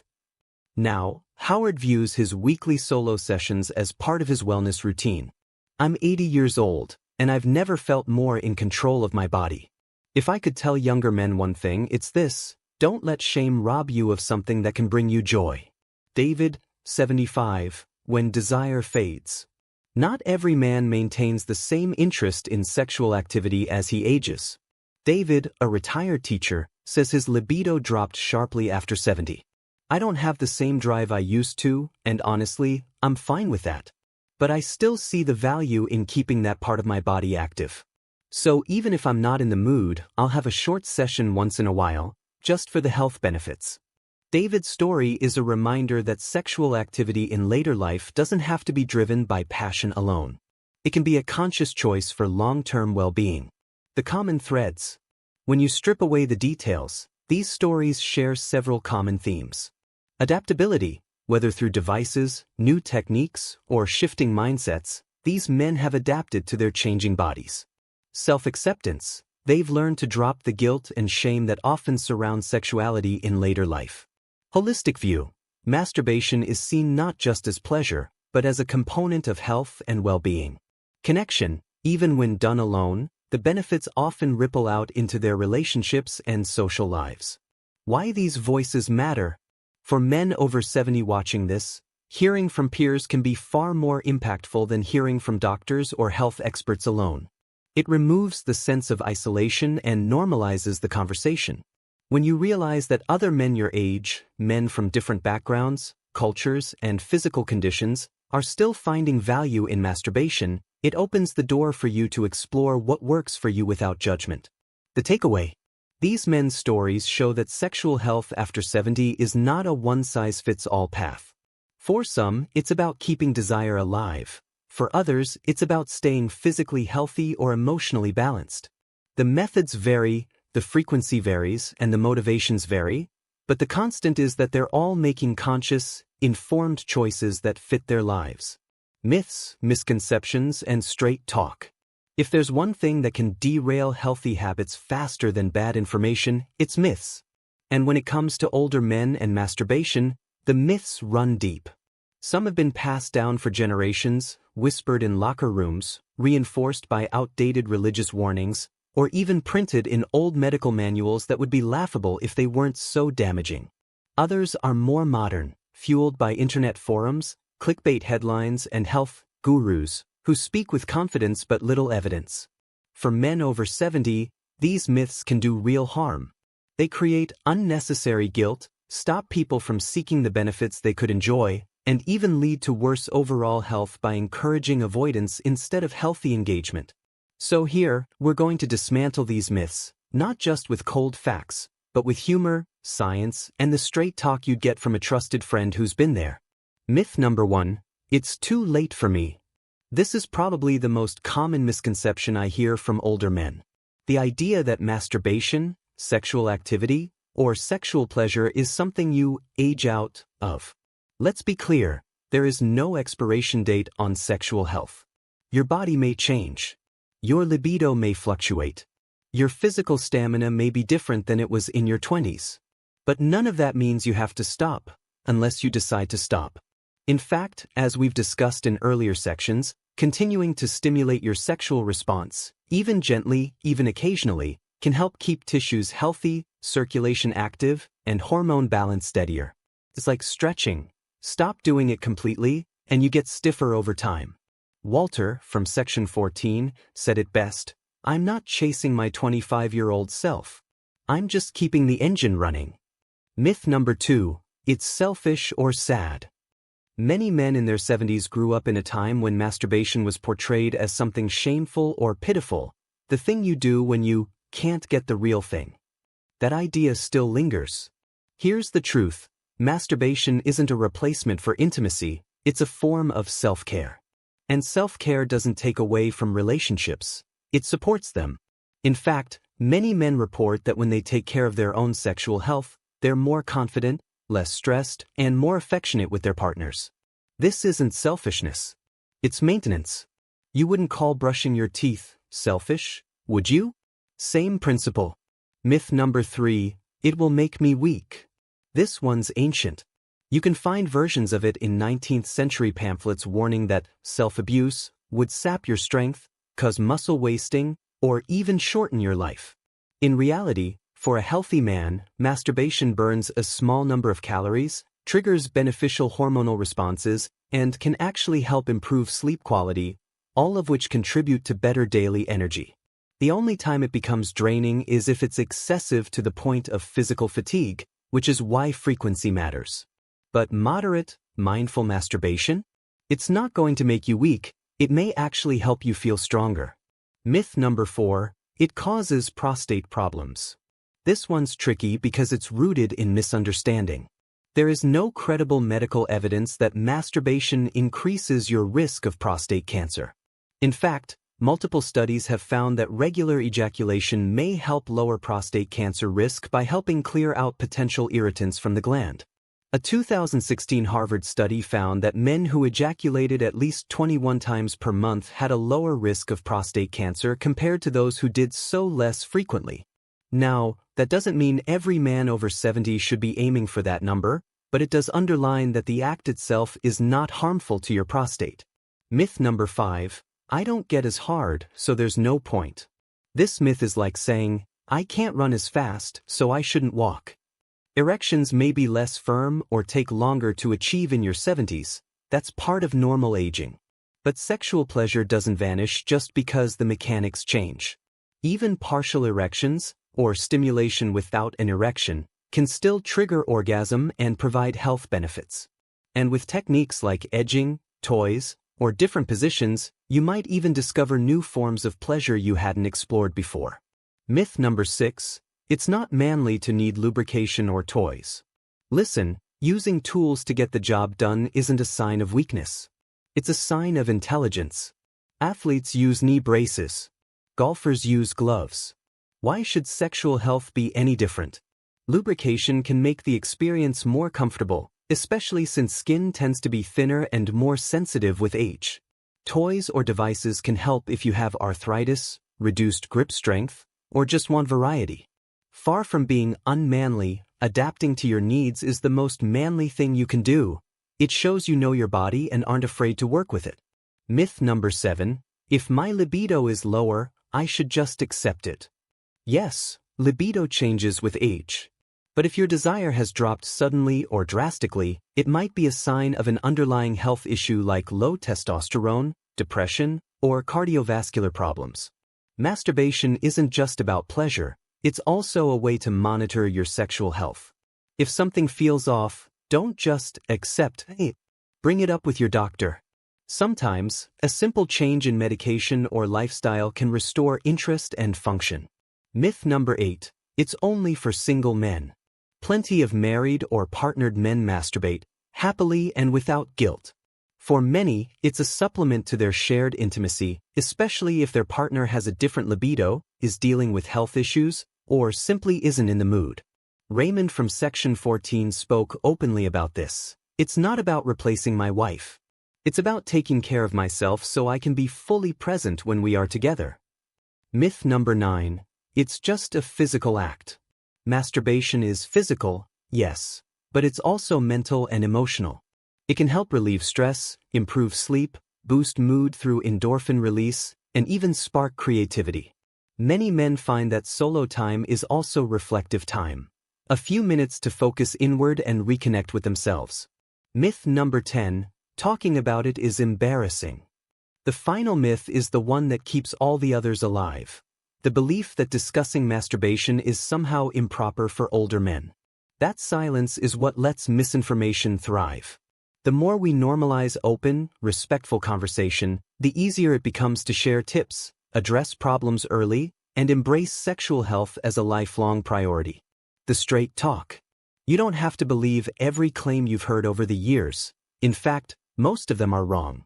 What matters is understanding your own body, staying informed with current medical knowledge, and approaching sexual health with the same openness you'd give to any other aspect of aging well.